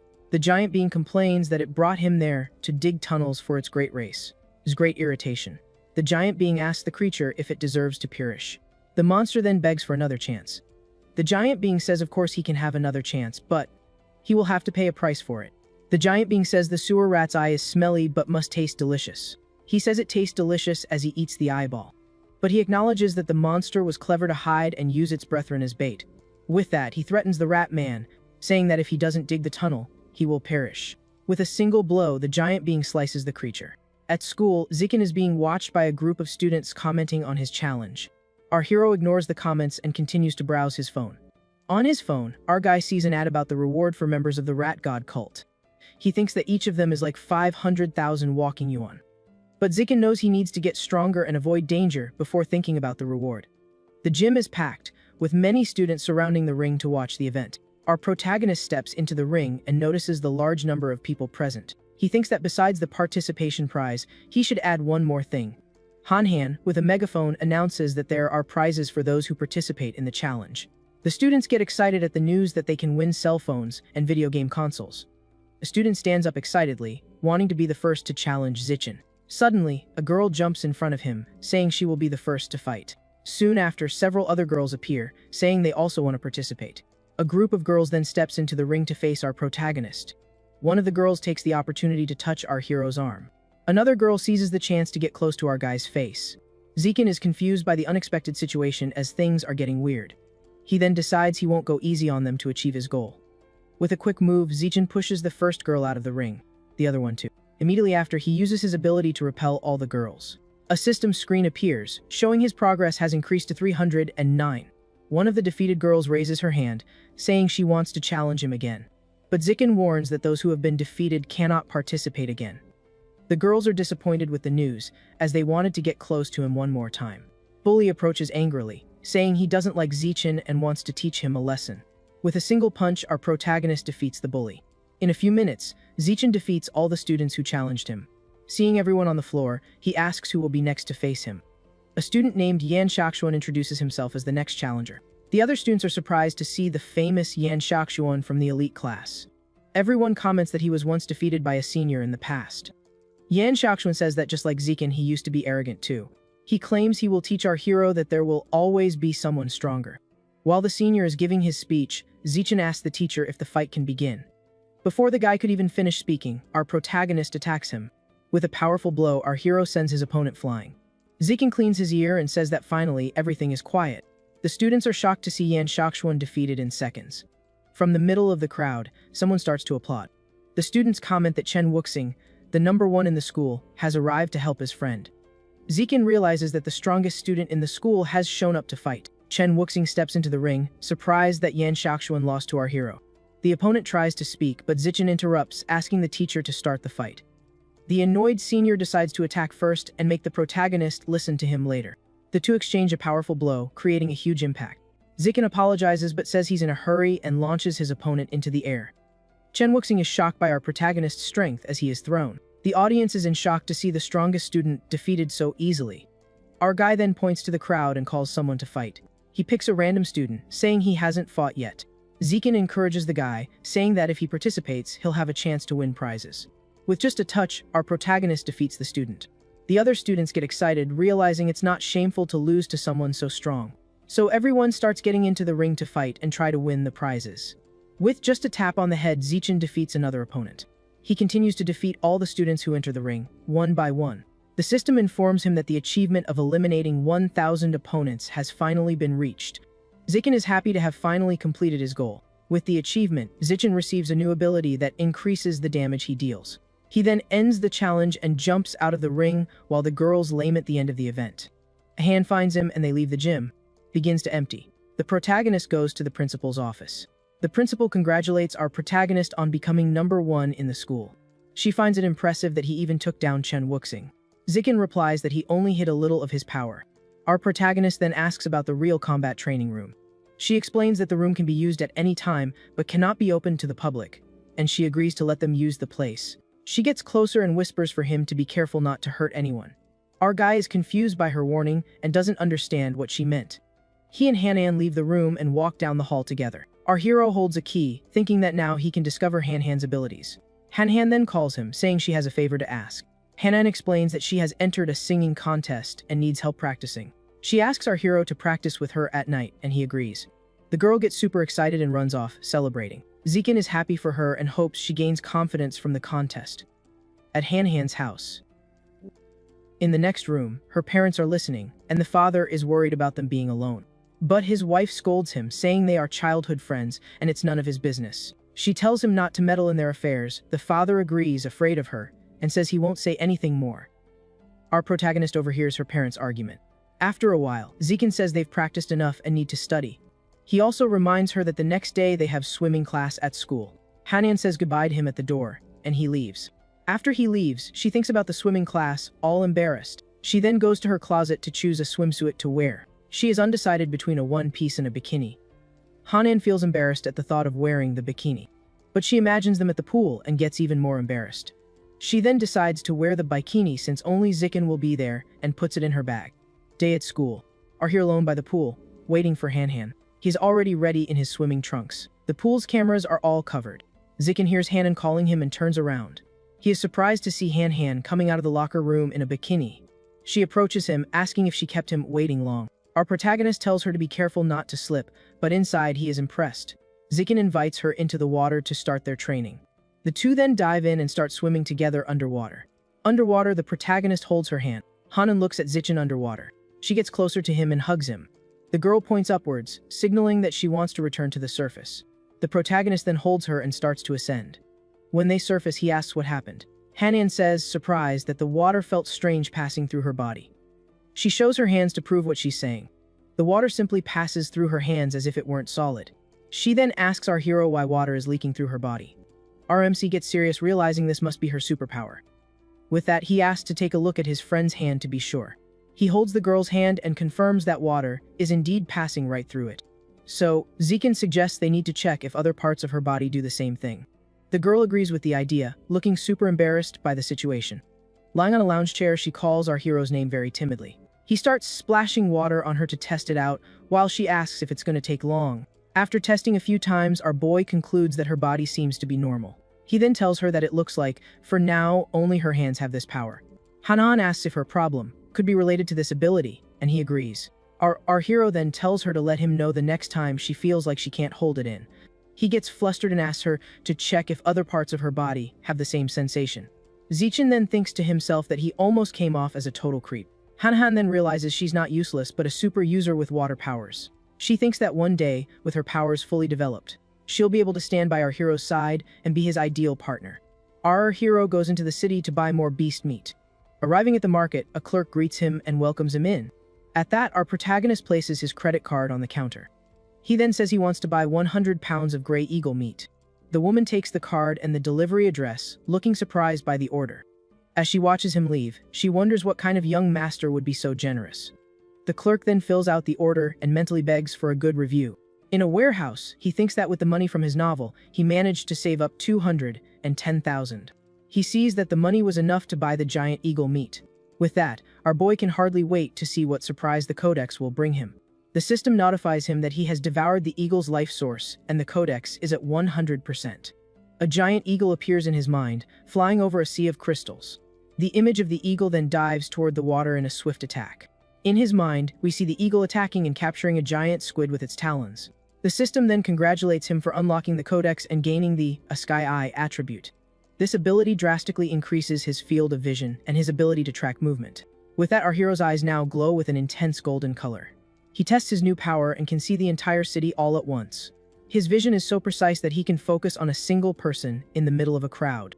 He's blown away because he can even read what's on someone's phone screen from a distance. After testing his new ability, our protagonist heads back home. As he walks in, he's surprised to find his parents watching TV in the living room.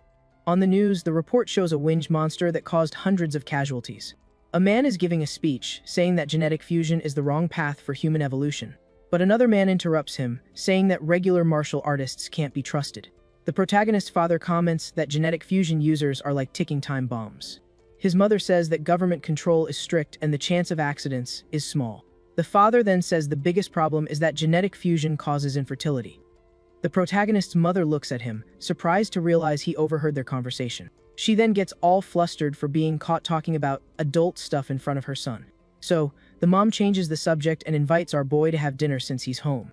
During dinner, Zikin mentions that the school is having a singing competition and that Han signed up. Excited, the father says the whole family will go to cheer for her, as they consider her a daughter. Our hero agrees with the idea while eating his meal peacefully. On the day of the competition, a crowd gathers in front of the stage to watch the performances. Our boy's parents are in the front row with a banner, enthusiastically cheering for Han. Backstage, Zichen helps his friend get ready for her performance in an empty classroom. Very carefully, he starts applying makeup to the girl's face for the show. Hanan gets embarrassed and asks why he's looking at her like that. With a smile, our protagonist replies that it's because she's very beautiful. The girl gets completely flustered and blushes at her friend's compliment. Suddenly, a classmate shows up at the door and asks if the two are done flirting. Han denies everything, saying she only asked for help because he's good with makeup, but the classmate doesn't buy it. Our hero then thinks to himself that it never hurts to have a lot of skills. The classmate then announces that they're up next, after 2 more performers. With the warning delivered, the girl leaves the room and closes the door. While our boy gathers his things, Hanan seems very nervous and fidgety. She then stands up, still very embarrassed and unsure of what to do. Then the girl gets closer and grabs the sleeve of our protagonist's shirt. Suddenly, she says she couldn't hold it, and a liquid starts running down her legs. Hanian is desperately crying, saying her performance is about to start. She's lamenting that all their hard work will be for nothing because of her little accident. At this, our hero comforts her and tells her not to cry because she'll ruin her makeup. Alone in the classroom, she still seems really shaken up by the whole situation. So our MC starts thinking fast, trying to figure out a way to solve this problem. That's when he looks over at the white curtains in the room and gets a brilliant idea. Without wasting a second, our hero grabs a pair of scissors that were sitting on one of the desks. He then walks over to the window and yanks down one of the curtains to put his plan into action. He throws the fabric on a desk and starts cutting it all up with the scissors. Hanan watches the whole thing with tears in her eyes, having no clue what he's doing. A few moments later, he shows her a makeshift dress he fashioned out of the classroom curtain. Our young hero hands her the outfit, tells her to hurry up and get changed in the bathroom. But Hanan says there's no need and that she'll change right there, asking him to just turn around. Our MC gets completely red-faced, caught off guard by her unexpected request. Still, he agrees and turns his back while his friend starts to change right then and there. Behind him, Hanan starts changing into the new outfit he made. The MC just stands there, only hearing the sounds of her changing behind him. He gets super awkward and tries his best not to think too much about what's happening. After a bit, she's in the new dress and ties it up in the back. Han then lets him know she's done and that he can turn around and look. She thanks him, saying that because of all the chaos, she doesn't feel nervous for the show anymore. With a smile, our young man wishes her good luck and tells her to give it her all on stage. At the contest, the duo gets on stage and puts on an incredible performance for the audience. And with that performance, they end up becoming the grand champions of the singing competition. In the audience, our hero applauds with a proud smile for his friend's performance. The next day, a staff member walks into the classroom and is shocked to see the destroyed curtain. As a result, the two of them end up in detention, cleaning the classroom after school. Our young man thinks that this is a fair punishment for cutting up the school's curtain.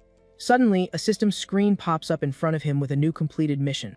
Our hero gives a little smirk, thinking that this was an unexpected reward. In the hallway, some girls compliment Han and invite her to hang out after school. She gets happy about it and excitedly accepts the invitation.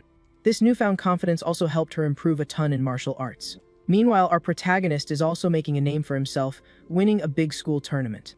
With this victory, he's already collected dozens of trophies and important awards on his shelf. He even became the poster boy for the family dojo of one of his friends.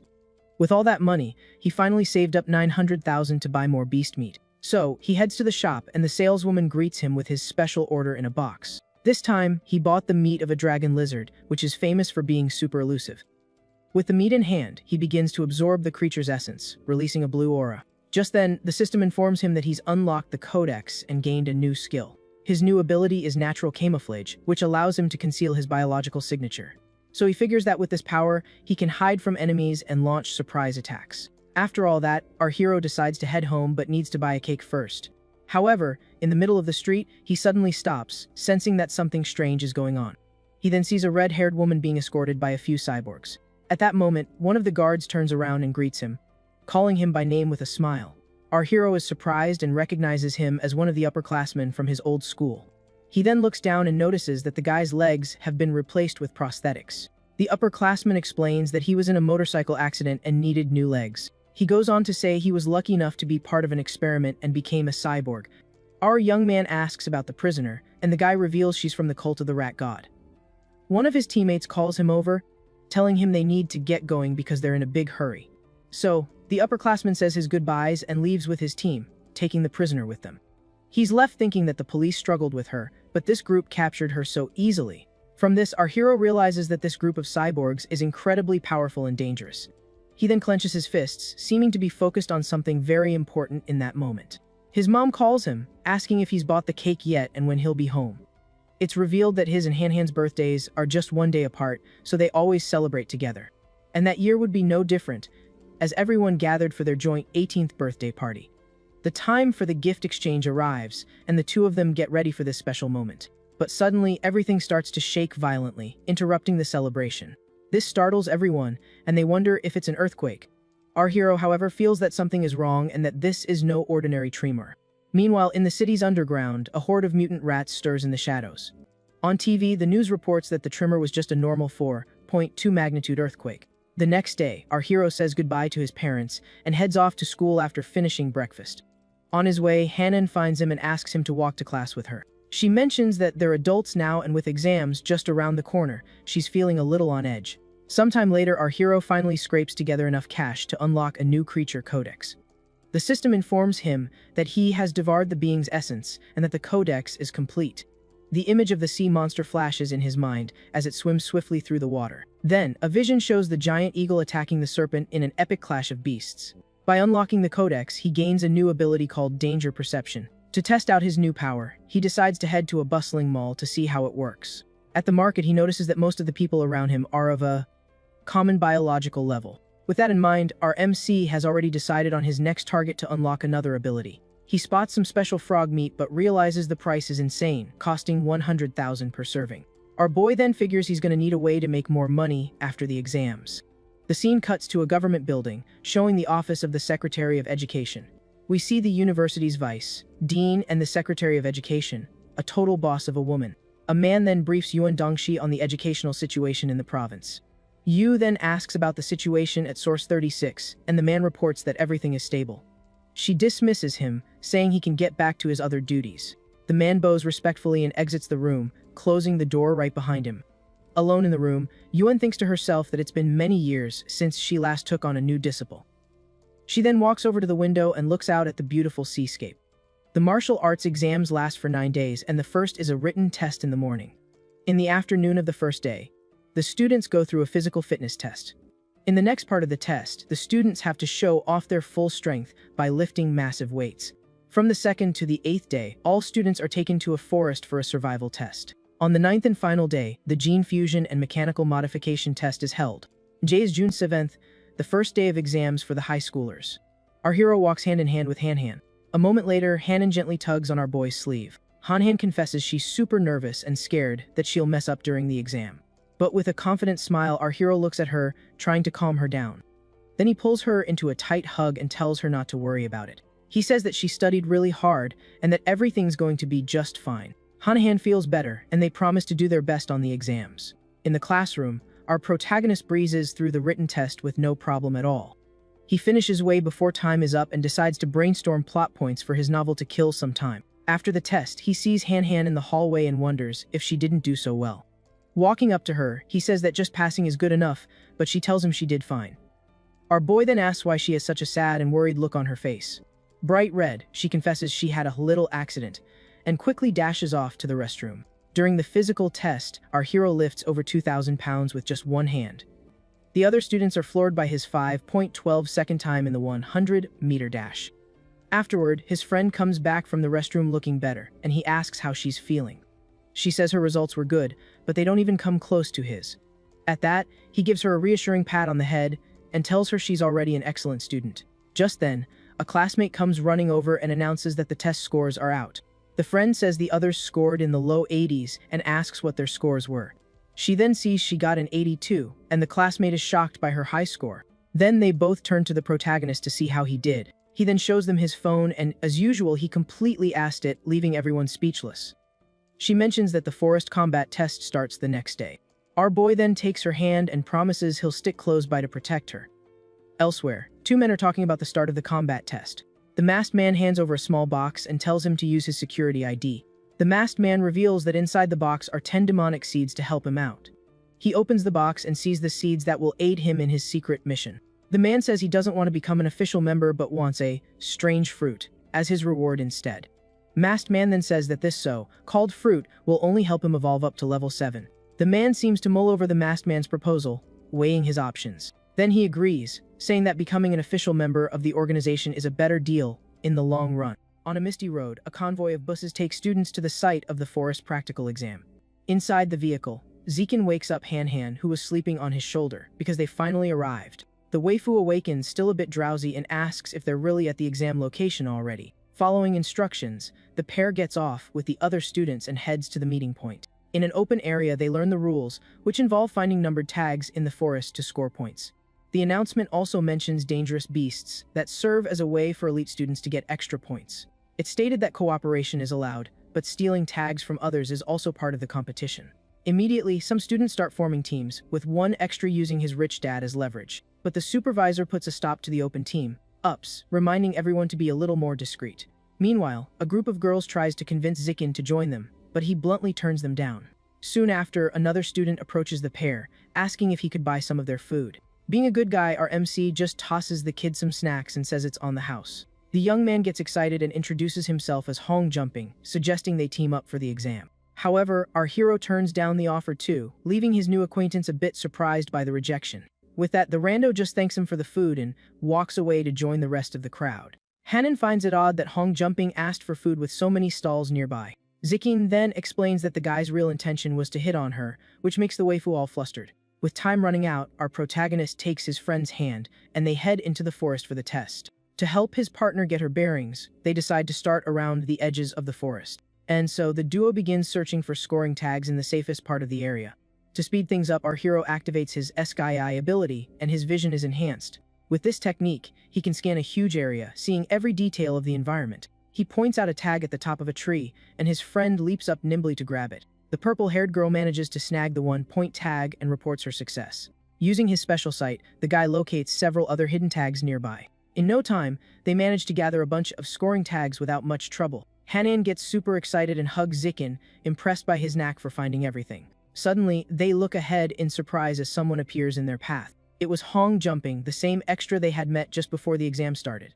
The young man shows off his tags, saying he has 28 points and wants to repay their kindness. The extra is actually eyeing Han and proposes they team up to split the points evenly. But Zekin sees right through him and says that if he really wants to return the favor, he should just hand over all of his tags. The guy is shocked and furious at our protagonist's bold proposal. He gets ready to attack, yelling that our hero is asking for it.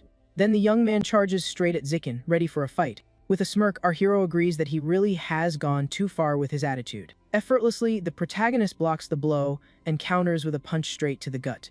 The impact is so intense that the extra doubles over, cuffing hard from the force of the blow. After that, the pair takes the knocked out guy's tags and casually continues on their way. Waifu asks worriedly if he'll be okay, but Zekin tells her to chill, saying he barely used any force. Over the next few days, the duo continues to explore the forest while our protagonist trains his friend. He even teaches her how to use a bamboo stalk as a weapon to hunt a wild boar that showed up. The two also take the opportunity to gather some fruit to eat during the survival test.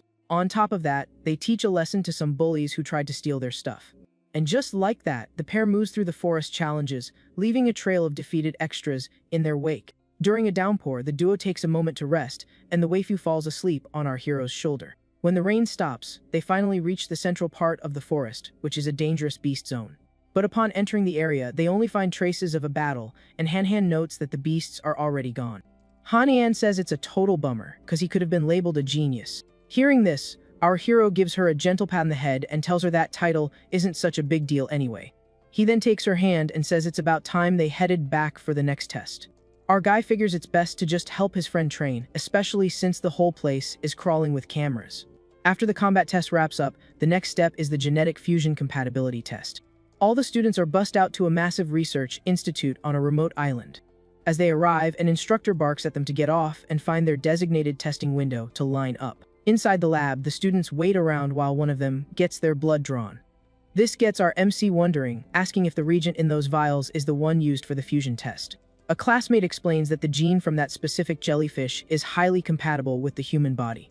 The test involves drawing a fresh blood sample from each student. The blood is injected into the jellyfish reagent to trigger a chemical reaction. Based on the level of that reaction, they determine if the student is a suitable candidate for genetic fusion.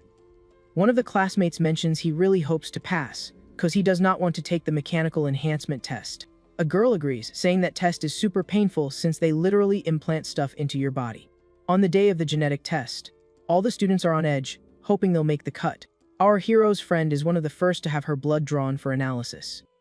As they all sit in the waiting room, our guy comments that the results should be out in about an hour. Before long, people start murmuring about the results as they come in. Some are celebrating, others look crushed, but nearly everyone's results are delivered. Our MC remembers that prodigy from Kyoto who scored 16% and figures he can probably pull off around 20. Anxiously, his friend turns to him and says that waiting for the final result is making her super nervous. With that, the young man comforts her, saying it's normal to be nervous and that they'll get through this together. She then sees her result, 10%, and is floored that it's enough to get into one of the top schools. At the same time, other students get their results, either cheering or grumbling about their scores. Our guy then tells his friend that their results must be out by now, but she's too scared to look and asks him to check her result for her later. He agrees and pulls out his phone to check his own score first. On the phone screen, his result pops up, and to everyone's surprise, he scored 15%. His friend is ecstatic with the result and gives him a huge hug, celebrating his achievement. Our guy, however, is a little let down by his 15%, realizing that physical strength isn't the only factor in this test. He then turns to his friend and lets her know it's her turn to check her results. Their other friend tries to calm her down, remarking that if even she managed a good score, then Han definitely will too. And when he glances at the result, his jaw drops. Everyone nearby crowds around the phone, completely stunned. The phone shows that his friend achieved an incredible score of 21% compatibility. We now cut to a building, the State Education HQ. Pretty big deal. In the conference room, a bunch of VIPs are gathered. Yuan Dongshi announces that the test results are in and tells everyone to take a look. The screen displays our hero's file with his 15%, and everyone hails him as the top scorer. With that, everyone in the room starts congratulating the school's principal. She thinks to herself that, just when they thought he was the best, the very next result left them all speechless. Suddenly, the protagonist's friend's file appears with 21%, casting a complete silence over the room. The teacher is baffled, as the girl had always seemed like an ordinary student and just a friend of the protagonist. Dongshi then stands up with a serious look and asks, "So what's the deal with this girl?" The other teacher says the girl's performance is usually average and wonders if the result wasn't just a fluke. Lets out a sigh. She then decides she needs to go and check this situation out for herself, personally. Meanwhile, back at the testing center, the other students can't believe the 21% result. Hanan herself, in total shock, asks her friend how she could have possibly gotten that score, thinking it must be a mistake. But our protagonist assures her he doesn't think it's a mistake and takes her hand to calm her down. He whispers that she has an affinity for water, and the test used an aquatic beast, which is why her score was so high. With a sparkle in her eyes, Han realizes he's right and cheers. "I'm a genius." She then looks at him, beaming, and thinks to herself that she's finally worthy of standing by his side. Suddenly, someone shouts for everyone to look outside. Through the window, they see a gigantic wave forming in the sea, with a person standing on top of it. This is Yuan Dongshi, floating above the water, leaving everyone completely astonished. All the students freak out, wondering if she's about to attack them or something. Touches down. The students immediately bow, since she's the vice principal. Everyone starts whispering about her genetic fusion with dragons, which is why she can manipulate water however she wants. Yuan Dongshi stares down Hanan and asks if her name is Shen Kingen. Hanan's nervous but confirms that's her. With that, the vice principal orders them to draw her blood 3 times to redo the aptitude test. A little while later, her friends start to worry, because drawing 3 vials of blood is definitely not a normal procedure. Just then, one of the scientists shows up and asks Hanan to follow him to a room.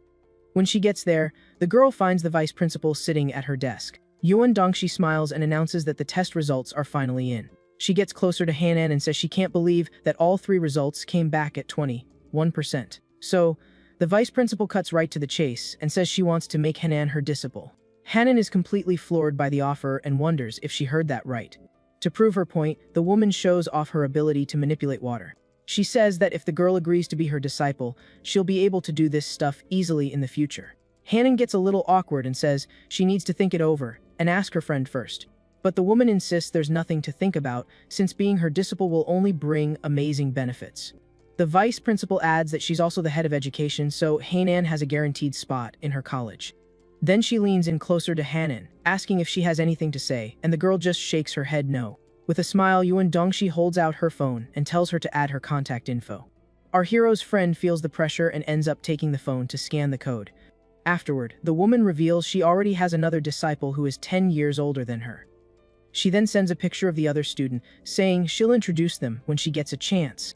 The photo shows a girl who looks just like Beishu, holding a spear in a super creepy forest. Hanan's jaw drops because the girl in the picture is the spitting image of her childhood friend, Beishu.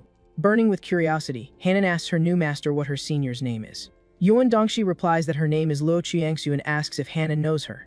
Hanan explains that she had a friend named Beishu who looked a lot like the senior, but she moved away a long time ago. Her master finds the coincidence unbelievable and dismisses the idea right away. She then mentions that Hanan's genetic compatibility is ridiculously high and she wants to do a full check up on her later. The master places a hand on Hanan's chest, and a brilliant golden light begins to shine. The vice principal is shocked by what she feels. She totally wasn't expecting that at all. She finds the whole situation incredibly strange and can't figure out what's going on. Hanan asks if something is wrong with her body, and the woman replies that everything is F2 normal. To protect her, Yuan Dongxi says she's going to alter the results to 16%, and the girl agrees. With everything settled, the master says it's getting late, and that Hanan can head on home. Our hero's friend then says goodbye to her new master. The door closes. Alone in the room, the vice principal sits down and pulls out her phone to make an important call.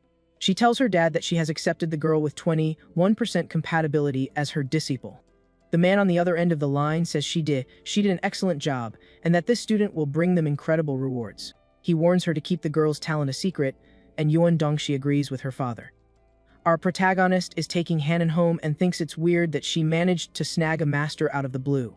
Our guy decides to just wait and see what happens. If the woman has bad intentions, he'll deal with it. He adds that if the master turns out to be a bad person, they'll just cut ties, and Hanan agrees. When they get home, their moms greet them happily and suggest going out to a restaurant to celebrate. So, the two families head to the restaurant, where the moms gush about how great Hanan did on her exams. At the restaurant, everyone raises a glass to celebrate the duo's achievement.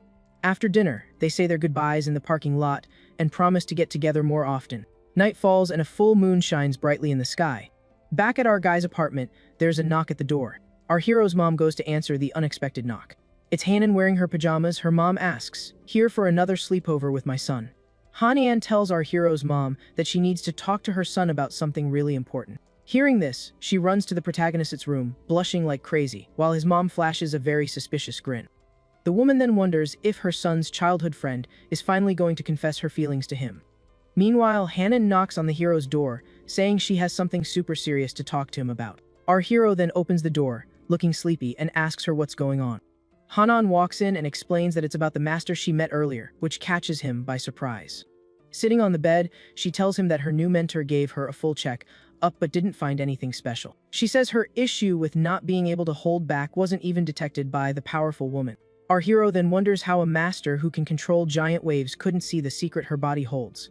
He then warns her that, for now, no one else can know about this, as the consequences would be unpredictable. Hanan agrees with a smile and says she'll do whatever he tells her to.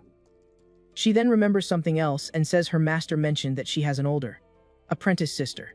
Han shows him her phone and says the picture of this senior looks a lot like her childhood friend, Beishu. Our hero takes the phone and agrees they look alike, but says their auras are totally different. He then zooms in on the picture and asks if she knows where it was taken, pointing out the background. Han says she doesn't know, but that she'll ask her new mentor. On the phone screen, the master replies that the place is called the Land of the Source, and that she'll find out more when she's strong enough. Han then says she only found out the name of the place and couldn't get any more information. So, the protagonist sits down next to her and says they'll just have to worry about it in the future. The two then lie down on the bed, and he continues to research the location on his phone. But Han seems to be thinking about something else entirely, with a serious look on her face. Lying there, she asks if guys like women who wear a certain type of dress. Our hero remembers her master and wonders if his friend has been influenced by the woman. He then pictures Han wearing the dress and turns bright red, thinking it would look amazing on her. She scoots closer and asks if he likes it or not, and our hero stammers that, maybe he does. She gets even closer and asks about stockings, leaving the protagonist completely confused. She pushes him down on the bed, and all flustered, he answers that he prefers black or white ones. With a smirk, she grabs her phone and starts ordering the clothes, leaving our hero totally clueless. But suddenly, a knock on the bedroom door completely shatters the mood between them. The protagonist's mom walks in with a bag and announces that Han's mother sent over her things for a sleepover. Completely mortified, Han takes the bag and complains that her mom did this all on her own. The woman just says it's no big deal, since they're basically adults now and can stay up a little later. Our hero's mom slams the door shut, leaving the two of them alone in the room. A super awkward vibe immediately fills the air between them, as neither has any idea what to do in this situation. She sits on the bed, says she's going to get ready to sleep, and starts rummaging through the bag. But while looking for her things, she finds something odd and asks, "What is this?" She holds up a small box containing something for adults and panics at what her mom packed in there. Red as a tomato, she can't believe her mom had the nerve to put that in her bag. In a total frenzy, she says she needs to use the bathroom and bolts out of the room, tripping on her way out. The protagonist is left completely baffled, with absolutely no clue what just happened.